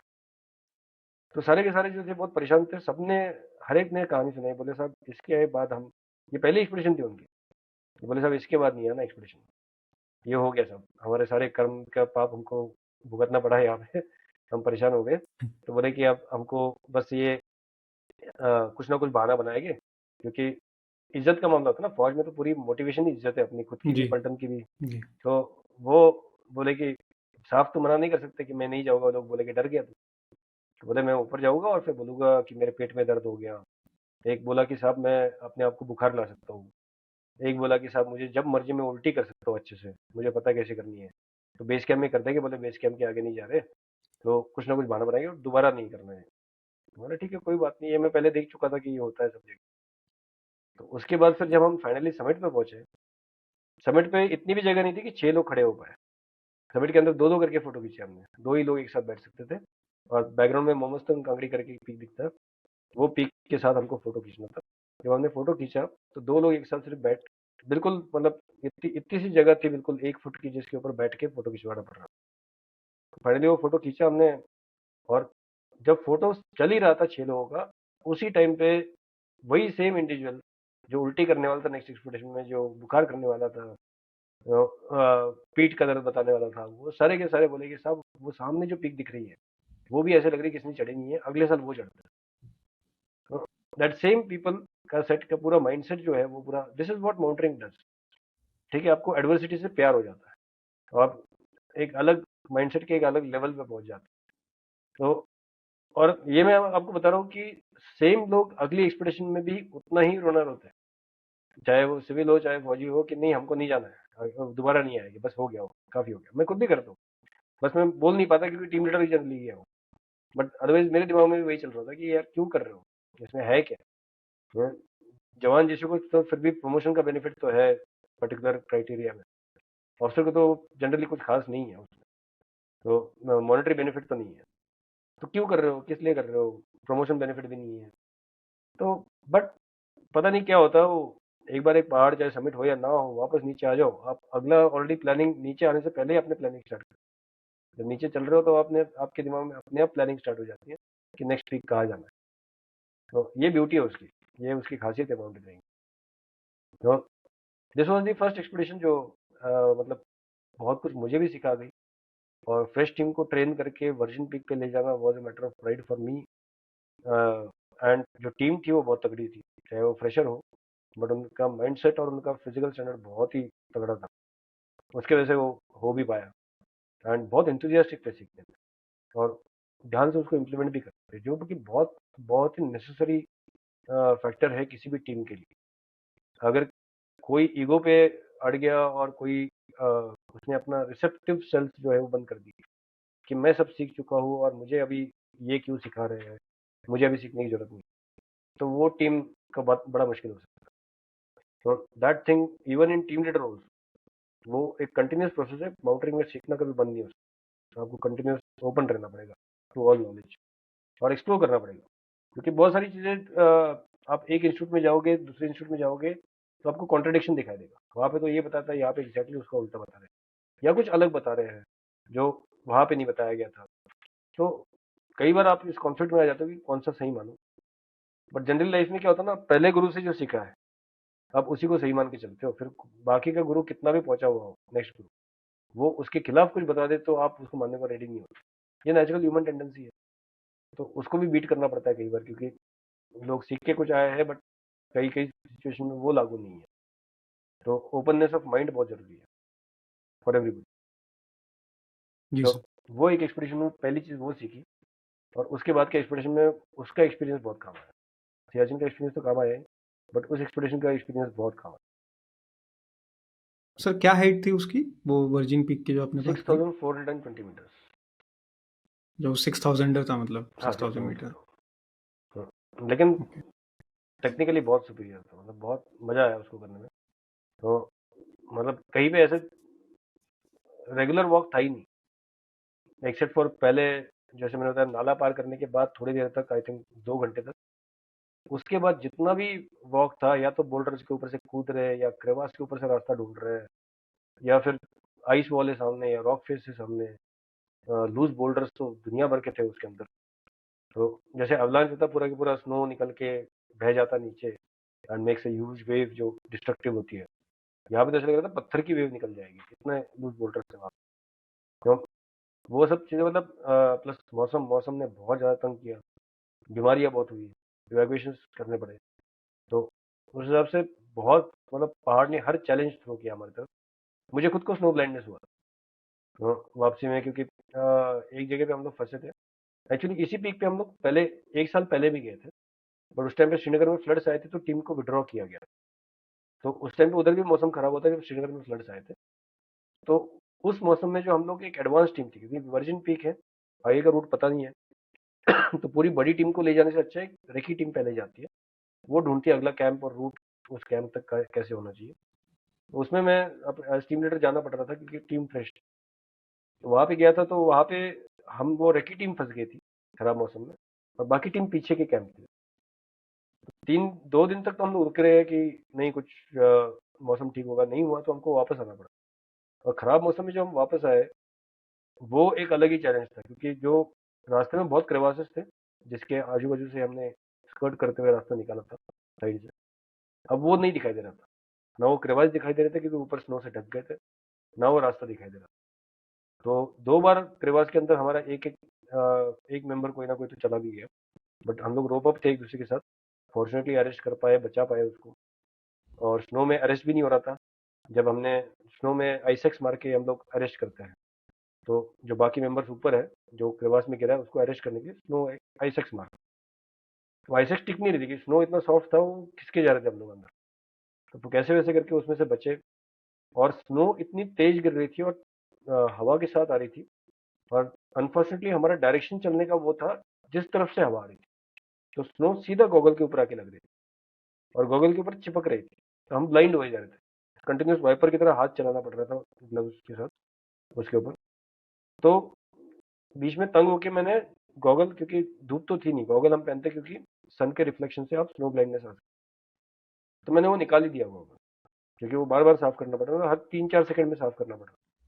तो मैंने निकाल दिया उसको, और फिर चलता गया आगे, तो वो स्नो थोड़ी थोड़ी आंखों में जा रही थी, और मुझे रियलाइज नहीं हुआ कि स्नो से ऐसा कुछ प्रॉब्लम हो सकता है। थोड़ा हल्का सा जैसे चुभने जैसे लगता था, बट चॉइस नहीं थी कोई ज्यादा। तो फाइनली कैंप में पहुंचा तो लोगों ने बोला आपकी आंखों को क्या हुआ। तो मैंने बोला पता नहीं क्या हुआ। तो जब मैंने छोटे से मिरर इतने से कैरी करते हम लोग देखा, मैंने तो ऐसी आंख बाहर निकली हुई थी जैसे कार्टून में निकलती बाहर, बिल्कुल ऐसी सूजी हुई थी। और उसके आधे घंटे बाद मुझसे आंख खोली नहीं जा रही थी, बंद ही हो रही थी अपने आप, और पूरा ब्लर हो गया, कुछ नहीं दिखाई दे रहा था। बट फॉर्चुनेटली बहुत ज़्यादा डैमेज नहीं हुआ था, तो एक दिन 2 दिन के अंदर ट्रीटमेंट के अंदर पूरा आंख बंद करके बिल्कुल रेस्ट करना है, अंधेरे में रहना है। तो साथ में टीम लीडर भी का भी काम करना है, बिकॉज कोई एक्सपीरियंस डिप्टी लीडर नहीं था मेरे पास, तो वो भी चीज़ें चलती रहनी। तो फिर फाइनली वो 2 दिन बाद ठीक हुआ। फिर उसके बाद हमको ऑर्डर ही मिल गया कि आपने वापस आना है, क्योंकि श्रीनगर में फ्लड्स हो रखे, तो उसकी वजह से वापस उस, उसमें से आना। तो तो ये आँख वाला इंसिडेंट आपका उसके दौरान ही हुआ था, जब आप एक्सपीडिशन पे थे, हाँ हाँ बिल्कुल। कि तो जब वापस आने के बाद हुआ? पहले साल गए थे हम लोग, उसमें जब हम लोग बेस कैंप से ही वापस अच्छा। आना पड़ा हमको, तो उसके आगे हमको परमिशन नहीं मिली कि बंद, हुँ। एक्सपीडिशन क्लोज कर दिया गया बाय ऑर्डर। उस टाइम पे ये हुआ। फिर वो एक्सपीडिशन के दौरान, मतलब नीचे रोड पे नहीं आए थे हम लोग, ऊपर ही थे कैंप में, उसी कैंप में हो गया था ये। तो 2 दिन वो कैंप को वाइंड अप करने में वगैरह टाइम लगना ही था, तो क्योंकि अब सब कुछ उठा के नीचे जाना है, तो और प्लस इस मौसम में तो नहीं आ सकते थे, क्योंकि उसके आगे भी करवासिस वाला एरिया था, बोल्डर वाला एरिया था। अब इतना स्नो गिरने के बाद उस बोल्डर पे तो कूद के नहीं जा सकते, बिकॉज एक तो बोल्डर के बीच की गैप ही नहीं दिखाई देती, पूरा स्नो से भरा हुआ है, और वो स्नो बड़ा सॉफ्ट है। अगर आदमी उस पर कूदेगा तो वो सीधा नीचे अंदर चले जाएगा, और कभी कभी स्नो के अंदर दब भी जाता है, तो स्नो क्लोज हो जाती है ऊपर। तो ये कई सारे बोल्डर से ऐसे किलोमीटर तक, तो इसके ऊपर कूदना तो मुश्किल है, तो मौसम ठीक होने का वैसे भी वेट करना था। तो तब तक मेरा स्नो ब्लाइंडनेस भी ठीक हो गया था, जब तक नीचे जाने की बारी आई। तो सर ये ऐसा बोल सकते हैं कि आपका सबसे चैलेंजिंग एक्सपीडिशन था, या हाँ फिर हाँ बिल्कुल। आगे? तो उससे डिफिकल्ट या उसके बराबर के मैं बोलूँगा, डिफिकल्ट पिक्स मैंने किए हैं बाद में। तो सतोपन डिफिकल्ट था, डीकेडी वन काफ़ी, वैसे हाइट कम है उसकी, 5,800 के मीटर के आसपास है, बट टेक्निकली काफ़ी डिफिकल्ट था, बहुत रिस्की भी था। तो त्रिशूली भी काफ़ी टफ था। त्रिशूली तो उसके बाद मतलब तकरीबन सारे ही, कहीं ना कहीं तो कुछ टफनेस उसमें था ही। बट ये जो एक्सपीरियंस दिया जो इसने, मतलब कोई चीज़ कोई स्टेप ठीक ही नहीं हो रही थी। तो माउंटेन ने शायद डिसाइड कर लिया था कि इसको इसी एक्सपीडिशन में सब कुछ सिखा देना है, तो एज टीम लीडर ही सीखेगा ये सारा। तो वो सारा कुछ हर चैलेंज जो माउंटेन में हम सिखाते हैं पढ़ाते हैं, वो ब्लिजार्ड से लेके क्रेवासेस, एवलांच, मेरे डिप्टी लीडर उसमें एवलांच में बह भी गए थे उसमें, तो फॉर्चुनेटली बच गए, वो ऊपर ऊपर रहे एवलांच के, तो डैमेज नहीं हुआ कुछ। और उसके बाद भी चढ़े, वो वेरी डिटरमेंट ऑफिसर, मेजर विजुअल गुप्ता करके है। तो वो उसके बाद तुरंत उसके बाद चढ़े भी ऊपर, तो अवलांच पे बह के नीचे जाने के बाद। तो वो सारा मतलब ऐसा कोई चैलेंज जो माउंटेनिंग में होता है जो आप फेस कर एक्सपेक्ट करते हो, वो माउंटेन ने डिसाइड किया एक ही इसमें समरी बना के इसके ऊपर थ्रो कर देना है, इनके टीम के थ्रू कर देना है। बट टीम तगड़ी थी, तो we could manage and we could sail through it. जी सर। तो सर जैसे आपने बोला ना, इलनेस भी हो जाती है when hmm. You are in expedition, तो या क्या होता है सर? लंग इन्फेक्शन होता है, या फिर देयर समथिंग एल्स आल्सो? हाँ, बहुत सारे टाइप के होते हैं। तो जैसे अगर मैं अंदरूनी बात करूँ, तो सबसे पहले चार्ज होता है एएमएस, तो अल्टीट्यूड माउंटेन सिकनेस। तो उसमें आपको बुखार, वॉमिटिंग वगैरह, जो बेसिकली बॉडी सूट नहीं कर पा रही है अल्टीट्यूड, तो उसमें आपको एएमएस जनरली होगा, या आप इग्नोरेंट रहे हो, आपने ठीक से गर्म कपड़े नहीं पहने जब पहनने चाहिए थे, या आपने खुद को ओवर एग्जॉस्ट कर दिया, खुद को हाइड्रेटेड नहीं रखा, तो एएमएस से स्टार्ट होगा। AMS can lead to complicated situation, जैसे एक हैपो होता है, हैपो भी बोलते हैं, हैपे भी बोलते हैं, तो हेप बोलते हैं मतलब। तो हाई एल्टीट्यूड पल्मोनरी इडिमा, तो इडिमा का स्पेलिंग पे डिपेंड करता है कि ई लगाओगे कि ओ लगाओगे। तो वो होता है जहाँ पे लंग्स के अंदर पानी बन जाता है, तो वो आपके सुपर एग्जॉशन प्लस एक्लिमेटेशन ठीक नहीं होना, आपका ब्रीदिंग गलत होना, आप स्नोफॉल में खुद को ज़्यादा एक्सपोज, ब्लिजर्ड में एक्सपोज करना, बहुत सारे कारण होते हैं उसके, जिसकी वजह से वो हो सकता है। उसी का सिमिलर एक होता है high altitude cerebral oedema. Cerebral जो आपका ब्रेन का पीछे का पार्ट है, तो वो अफेक्ट हो जाता है, जिसकी वजह से आपका न्यूरोलॉजिकल कोऑर्डिनेशन जो है वो पूरा गड़बड़ हो जाता है। तो आपका बैलेंस जा सकता है, आपके होश ही उड़ सकते हैं। मतलब मैंने एक केस देखा था, हमारे एक्सप्रेशन में हुआ था किसी को, तो वो मेंबर जो है वो अजीब अजीब सी बातें करने लगा और दूसरे मेंबर को बोलने लगा कि तुम मेरी बीवी को लेके भाग गए, जबकि ये मेंबर पहली बार ही मिले थे, इनकी फैमिली भी कभी मिली नहीं थी।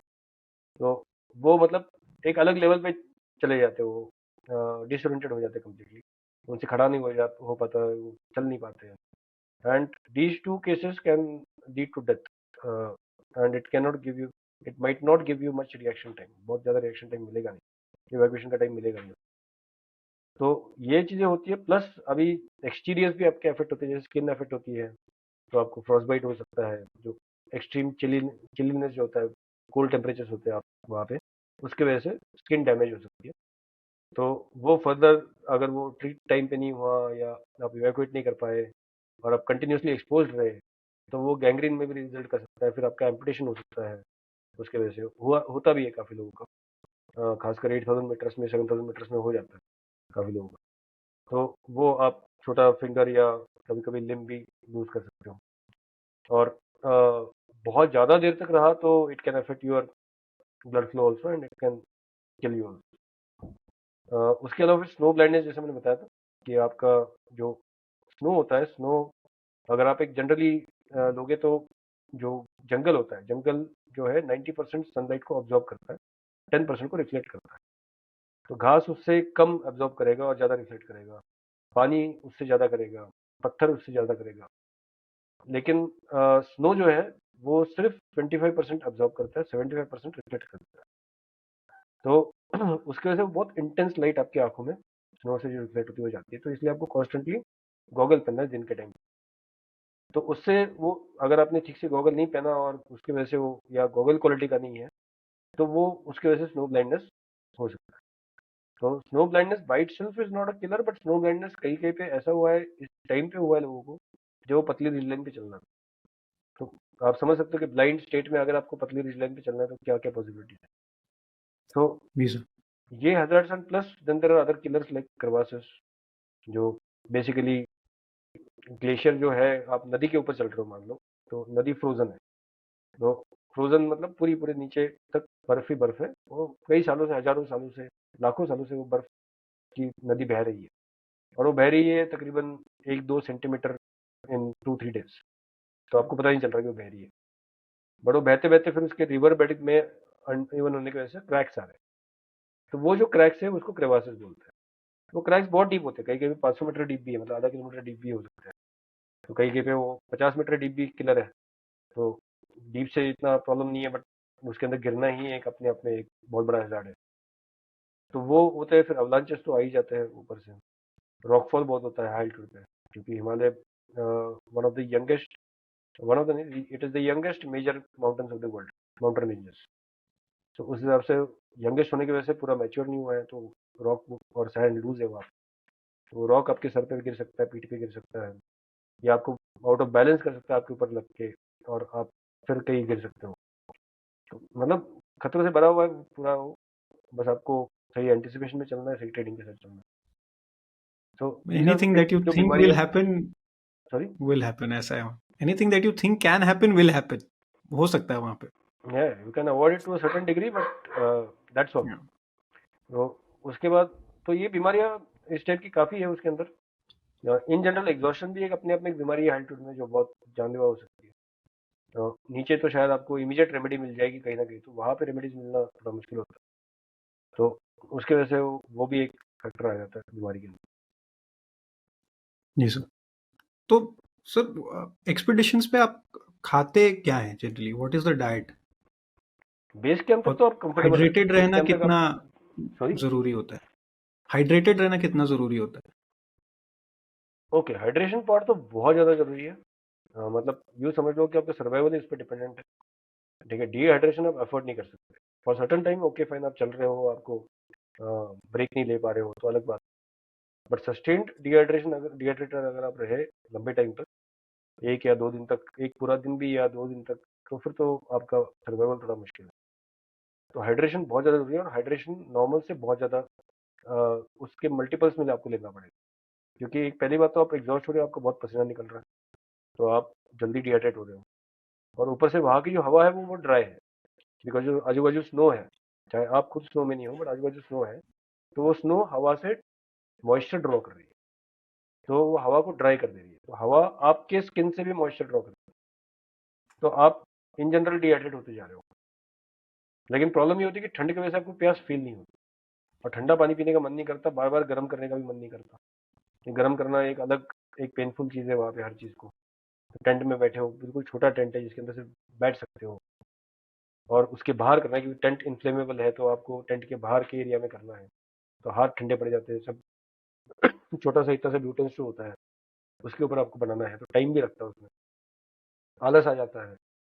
माउंटेन की एक वो प्रॉपर्टी है कि आपके अंदर आलस डाल देते हैं, तो आपको बहुत खुद को मोटिवेट करना पड़ता है। इवन अगर आपको पी करने के लिए जाना है तो वो भी मोटिवेशन लगता है उसके लिए, टेंट से बाहर निकल के। तो वो चीज़ का आपको, तो उसके वजह से काफ़ी लोग इग्नोर कर देते हैं वो, उसका बहुत ध्यान रखना पड़ता है कि आपको ठंडा ही पी लो, चाहिए तो ठंडा अवॉइड करना चाहिए, बट नहीं मिला तो एटलीस्ट ठंडा पानी पी लो। जैसे मैं तो मैक्सिमम टाइम ठंडा पीता हूँ वहाँ पे, बट किसी को सूट नहीं करता, तो वो चीज़ हाइड्रेशन बहुत ही इंपॉर्टेंट है। खाने में अपने अपने स्टाइल्स हैं। बेसिक अगर मैं पूरा तो नहीं उसमें कवर करूंगा बिकॉज वो एक अलग लेक्चर है, बट बेस कैंप तक आप जो है वो कंफर्टेबली अपना कैरी कर सकते हैं। इंडियंस को तो रोटी चावल के बिना काम नहीं चलेगा, तो पूरा वैसे ले जाते हो। फॉरेनर्स का ब्रेड वेड पे ही चलता पहले से ही, तो वो भी उस हिसाब से लेके जाते हैं।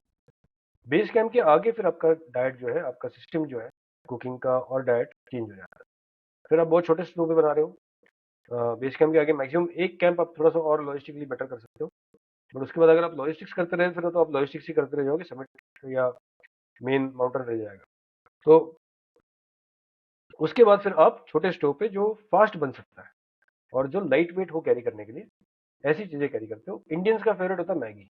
मैगी बहुत पॉपुलर है, मैगी या तो जो भी नूडल्स है वो बहुत पॉपुलर है बिकॉज बड़े लाइट वेट होते हैं, नहीं कुक किया तो भी खा सकते हो उसको। तो वो, और प्लस बनते भी बहुत जल्दी है, उसकी एडी 2 मिनट्स की एल्टीट्यूड में उसको 10 मिनट लग जाते हैं, तो वो जो है वो ठीक है वहाँ पे। But I don't believe in it because उसमें एनर्जी कोई नहीं है, उसमें गैस बनाने की बड़ी टेंडेंसी है, जो कि बहुत महंगा पड़ सकता है एल्टीट्यूड में। You should avoid being that bloating and acidity. तो फिर आप ऊपर है, बट बेसिकली फाइनली आप यही डिसाइड करते हो कि आपको कुछ लाइट वेट कैरी करना है जो जल्दी कुक हो जाए और पेट भर के भी भरने की फीलिंग दे आपको। तो कुछ लोग सत्तू पे आते हैं, कुछ लोग एनर्जी बार्स कैरी करते हैं रास्ते में खाने के लिए, कुछ लोग ड्राई फ्रूट्स कैरी करते हैं, तो बहुत अलग अलग स्टाइल्स हैं।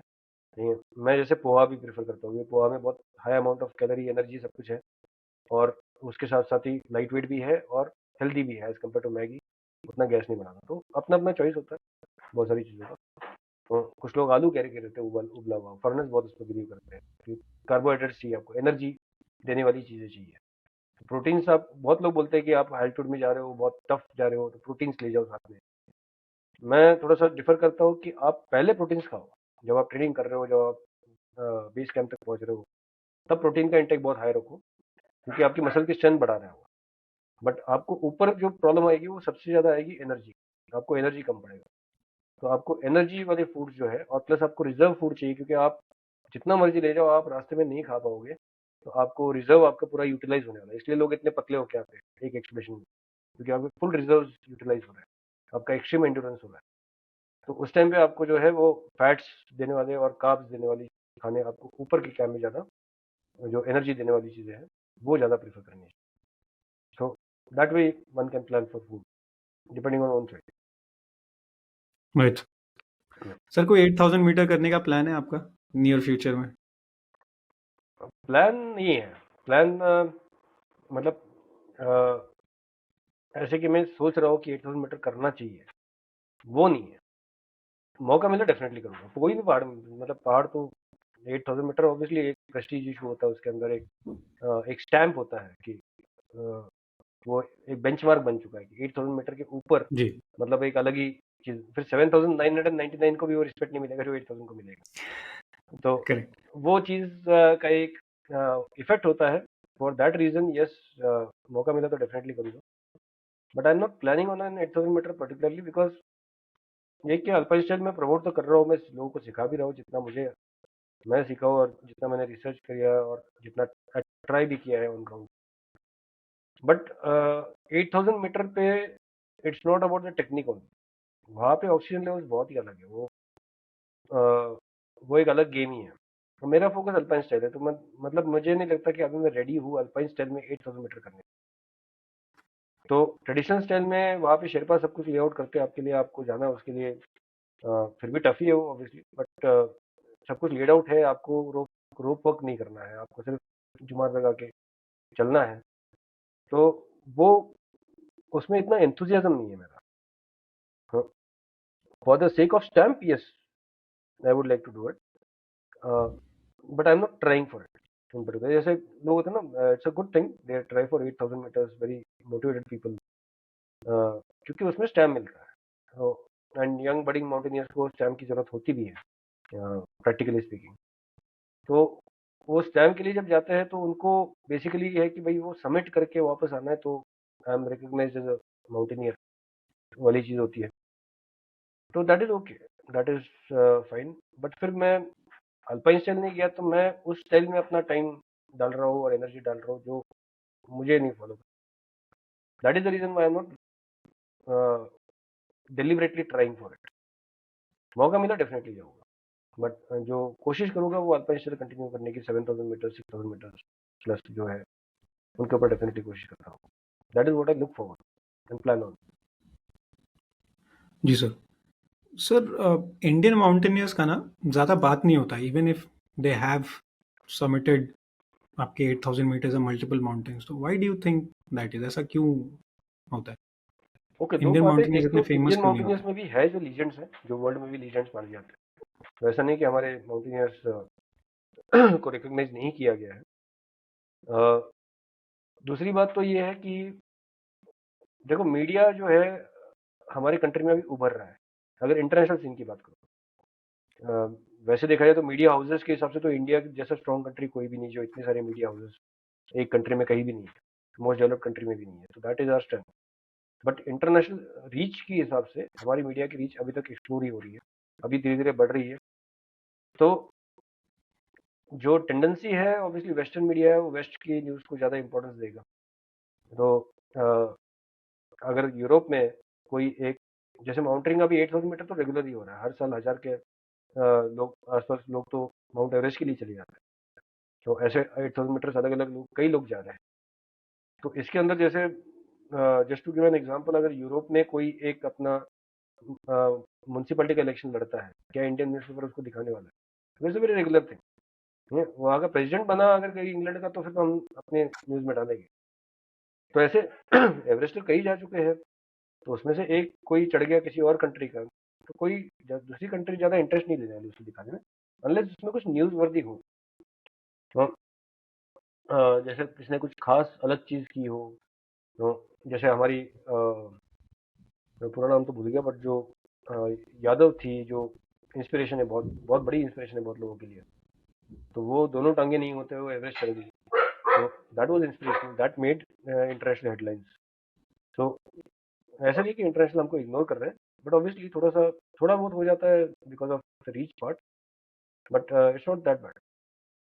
अगर कुछ रिकॉग्नाइजेबल है तो लोग रिकॉग्नाइज करते हैं आजकल। एंड कुछ हद तक वट एवर आई हर्ड, मैं एवरेस्ट गया नहीं हूँ, मैं इनफैक्ट नेपाल ही नहीं गया हूँ, बट जितना मैंने सुना है, क्योंकि हम टच में रहते हैं कंटिन्यूसली, तो काफ़ी हद तक हम लोग बदनाम भी है for specially for faking summit. ऐसा नहीं कि हम सिर्फ हम करते बहुत लोग हैं, बट हमें तो प्रोपोर्शन थोड़ा ज़्यादा है शायद, शायद उसकी वजह से है। बट जितने लोगों से मैं बात करता हूँ बाहर के लोगों से, खासकर नेपालियों शेरपाओं से, तो एक चीज़ वो पक्का हाईलाइट करते हैं इस चीज़। तो प्रॉब्लली थोड़ा सा वो एक चीज़ खराब है जो निकल नहीं जानी चाहिए। राइट। फेकिंग समिट्स एज इन गए नहीं और क्लेम कर लिया कि हाँ सबमिट किया है। हाँ।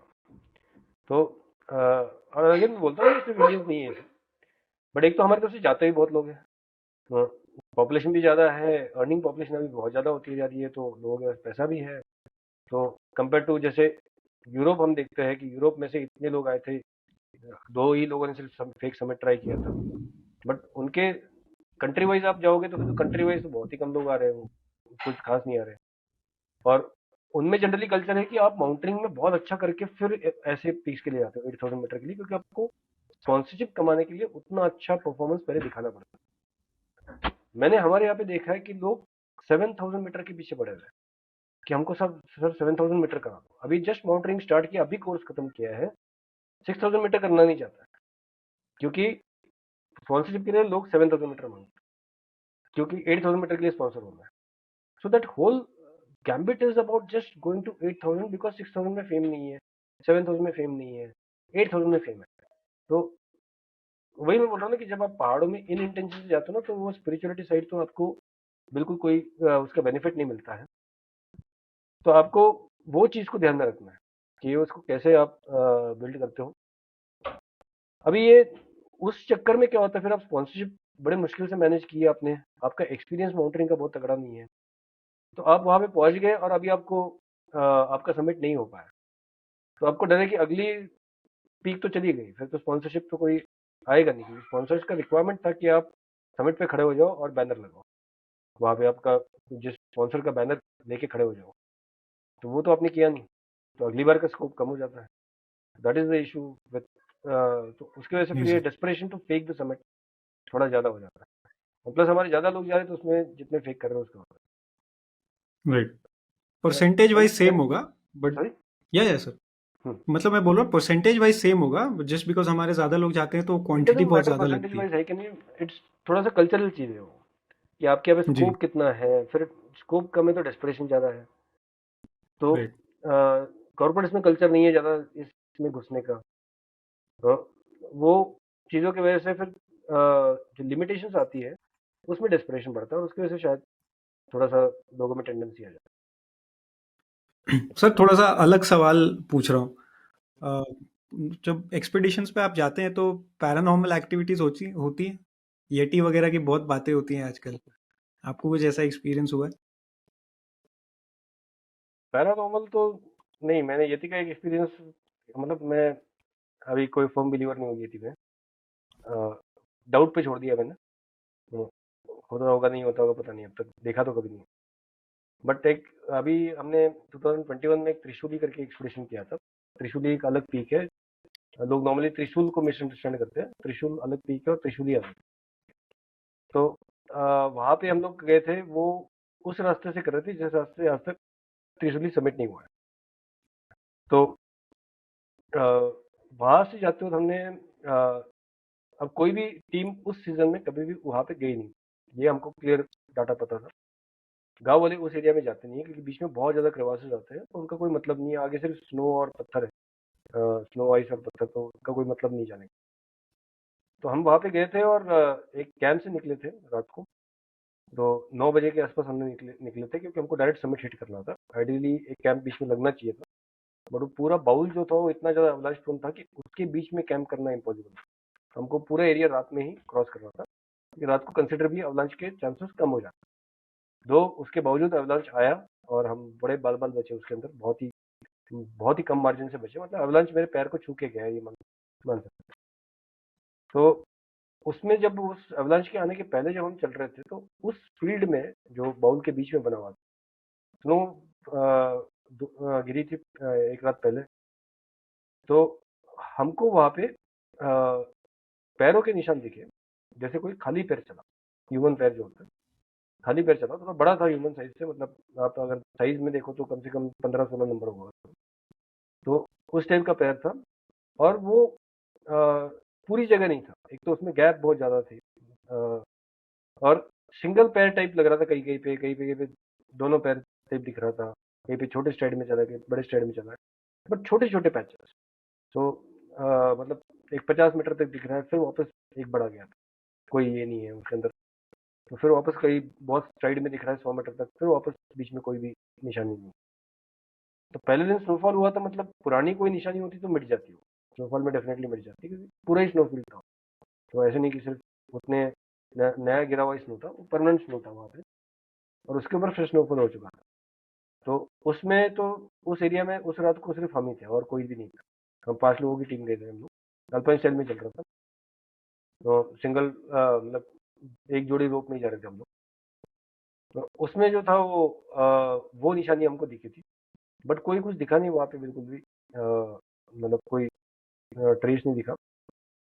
तो अब मैं थोड़ा सा कम बिलीवर टाइप हूँ मिथिक्स में या मिस्ट्रीज में, तो बट बाकी सब तो थे। तो वो बोले कि सर वो हमको वार्न कर रहा था कि मत जाओ आप। तो मेरा तो इतना आर्गुमेंट था कि अगर वो वार्न कर रहा था तो उसी डायरेक्शन में क्यों चल रहा था जहाँ पे हम जा रहे थे। उसने उल्टे में आके हमको इंडिकेट करता ना कि आप उल्टा जाओ करके। वो तो मतलब निशानी के हिसाब से तो वो कह रहा था आगे बढ़ो। I don't know what it was, whether it was actually पैर के निशान और समथिंग, जो रॉक इस तरीके से गिरे हो स्नो के अंदर कि वो वैसा निशान बना हो, बट बहुत कंसिस्टेंट है, तो शेप वाइज भी और स्ट्राइड वाइज भी। तो इतना तो मुश्किल है रॉक से होना। तो what it was we don't know. भालू के डेफिनेटली नहीं थे। अगर आदमी से बड़ा पैर किसी का हो सकता है तो भालू के हो सकते हैं, बट भालू के बड़े टिपिकल निशान होते हैं, उसके नाखून के भी आगे निशान गिरते हैं, वो क्लियर दिखते हैं। वैसा कुछ नहीं था, और वो थोड़े से ज़्यादा सर्कुलर होते हैं, ज़्यादा चौड़े होते हैं कंपेयर टू ह्यूमन फीट। तो ये पीछे पतले और आगे चौड़े, इस टाइप के ह्यूमन ही फीट होते। That was the only experience I can say कि था।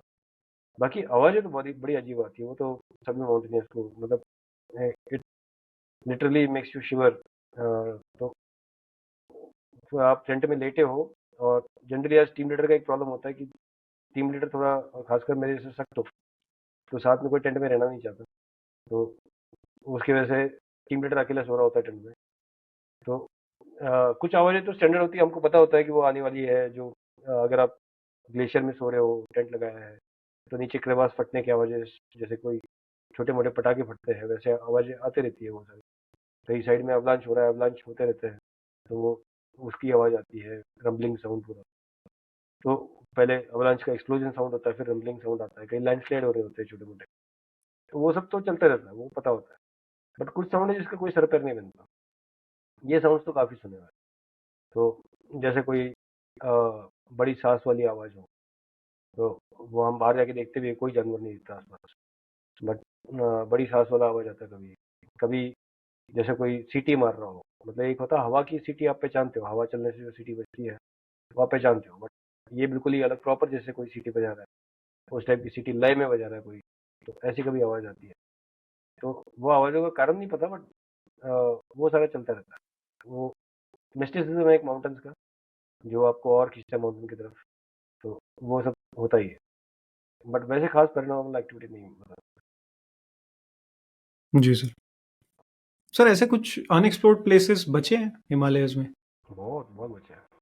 तो हिमाचल में काफ़ी जगह बची है, लद्दाख में बहुत जगह बची है, जो एरिया तो नहीं बोलूँगा, बट पीक्स है काफ़ी अनएक्सप्लोर्ड। सियाचिन के एंड में काफ़ी पीक्स बची हुई है, जो अब तक क्लाइम नहीं हो पाई है, या क्लाइम की भी नहीं है किसी ने। अरुणाचल में बहुत जगह बची है। तो क्योंकि अरुणाचल में अभी भी जो सबसे बड़ी जो रिजलाइन है, जिसपे 7,000 मीटर के पीक्स है, जो ऑलमोस्ट बॉर्डर पे ही आती है, उसका एक्सेस अभी भी बहुत डिफिकल्ट है। मतलब उसके बेस कैंप तक पहुंचने में ही 10-12 दिन लग जाते हैं, तो उसकी वजह से वो अटेम्प्ट ही नहीं होती ज़्यादा। तो काफ़ी काफ़ी सारे एक्सपीडिशन तो बेस कैंप ही नहीं पहुंच पाई। तो है अभी अनएक्सप्लोर्ड एरिया तो बहुत है। सिक्किम में है, सिक्किम में अलग कारण भी है। सिक्किम में काफ़ी बुद्धिस्ट रिलीजन के हिसाब से उन्होंने काफ़ी पीक्स बैन कर रखे हैं। तो वो पीक सामने है, लोग चढ़ना चाहते हैं, बट वो अलाउड ही नहीं है, तो वो हुए नहीं है। तो अनएक्सप्लोर्ड जी एरियाज सर। है बहुत सारे। जी सर। सर लास्ट पॉडकास्ट में आपने सजेशंस दिए थे फॉर बडिंग माउंटेनियर्स। कुछ ऐसा चीज़ बोल बता सकते हैं जो एक बिगिनर माउंटेनियर को नहीं करना चाहिए? Okay, any precautions that they should take? People will differ with me, बहुत सारे लोग मेरे से अलग रहेंगे, बट बिगनर माउंटेनियर्स का एक चीज़ जो उन्हें नहीं करना चाहिए, वो एवरेस्ट को एम नहीं रखना चाहिए। Mountaineering is has unlimited scope, मतलब आप एक लाइफ टाइम में तो पूरी कर ही नहीं सकते। तो आप उसको उस तरीके से देखिए, that is all about exploration, not only of the Himalayas but of yourself. और आप इस चक्कर में रहोगे कि मैं किस पीक पे जाके मैं फेमस हो जाऊंगा, उस चक्कर में अगर आप रह गए तो फिर आपके बहुत चांसेस है कि आप इस एस्पेक्ट, जो मेन एस्पेक्ट है माउंटेनियरिंग का, जो आपका सेल्फ एक्सप्लोरेशन वाला पार्ट, उसको कम्प्लीटली मिस कर जाओ। And that is a different beauty all together. उसके बाद आपको पहाड़ों की ब्यूटी अलग ही फील, चाहे वो कितना भी इवन सह्याद्री भी हो, आपको उसकी ब्यूटी किसी अलग लेवल पे फील होगी, आप उसको अलग लेवल पे एक्सपीरियंस करोगे। एंड तब फिर आप उसको पैशन बोल सकते हो। तो लोग पैशन वर्ड बड़े लाइटली लूजली यूज करते हैं कि मेरा पैशन है कि मैं माउंटेनिंग करूं। और फिर मैंने ऐसे लोग देखे हैं जो एवरेस्ट जाके बहुत फेमस हुए हैं, या 7 समिट्स का बहुत ट्रेंड चलता है कि 7 कॉन्टिनेंट्स के 7 हाईएस्ट पॉइंट्स पे चढ़ना है। Good trends, do that, no doubt. But वही अगर आपके लिए माउंटेनियरिंग है तो आप माउंटेनियर नहीं बनने की कोशिश कर रहे हो, आप फेमस बनने की कोशिश कर रहे हो। तो first and foremost just explore. And second thing I will tell the beginners is कि even if you want to go to Everest, even if you want to go to 8,000-meter peak and you want to be famous also, please start slow. This is a life and death situation. ये कोई time pass में आप कहीं पे गाना सीखने गए वो वाली चीज़ नहीं है, ठीक है। आपकी जान इसमें जा सकती है, तो आप अच्छा एक्सपीरियंस लें। बहुत सारे लोग हैं जो एवरेस्ट चढ़ चुके हैं जिन्होंने जिंदगी भर माउंटेनिंग कभी नहीं की, जिन्होंने कोर्स भी नहीं किया, ऐसे भी लोग एवरेस्ट चढ़ चुके हैं। बट इसका मतलब ये नहीं कि आप उसको उस तरीके से लो कि ये हो जाएगा कुछ ना कुछ करके, नहीं होता नहीं है। कितने लोग सक्सेस हुए वो दिखाई देता है आपको, कितने लोगों की डेथ हुई उसके आप ध्यान नहीं दे रहे, और कितने लोगों का सक्सेस रेट क्या है वो भी आप देखते हो। 20 to 30% सक्सेस रेट चल रहा है, और डेथ रेट भी उसके आसपास ही चल रहा है 8,000। तो आपको वो भी चीज़ ध्यान में रखनी है। तो आप अच्छा एक्सपीरियंस लो, अच्छे स्किल्स सीखो, और उसके बाद फिर आप जाओ, go slow. That is the point. There is no race here. वो पहाड़ उधर ही है, कहीं नहीं जा रहा। आपके पास टाइम है, go train yourself for this Yes, kind sir. of adventure. Absolutely. Yeah. So this brings us to the end of the podcast. Thank you so much for your time, sir. It was great talking to you, and we are sure बहुत लोगों को आपके experiences से बहुत सीखने को मिलेगा. So thank you so much for your time, sir. Thank you so much for allowing me to share my experiences, and it's been wonderful. So very nicely done podcast. I loved the experience of sharing it. Thank Thank you you so so much. much. Thank you.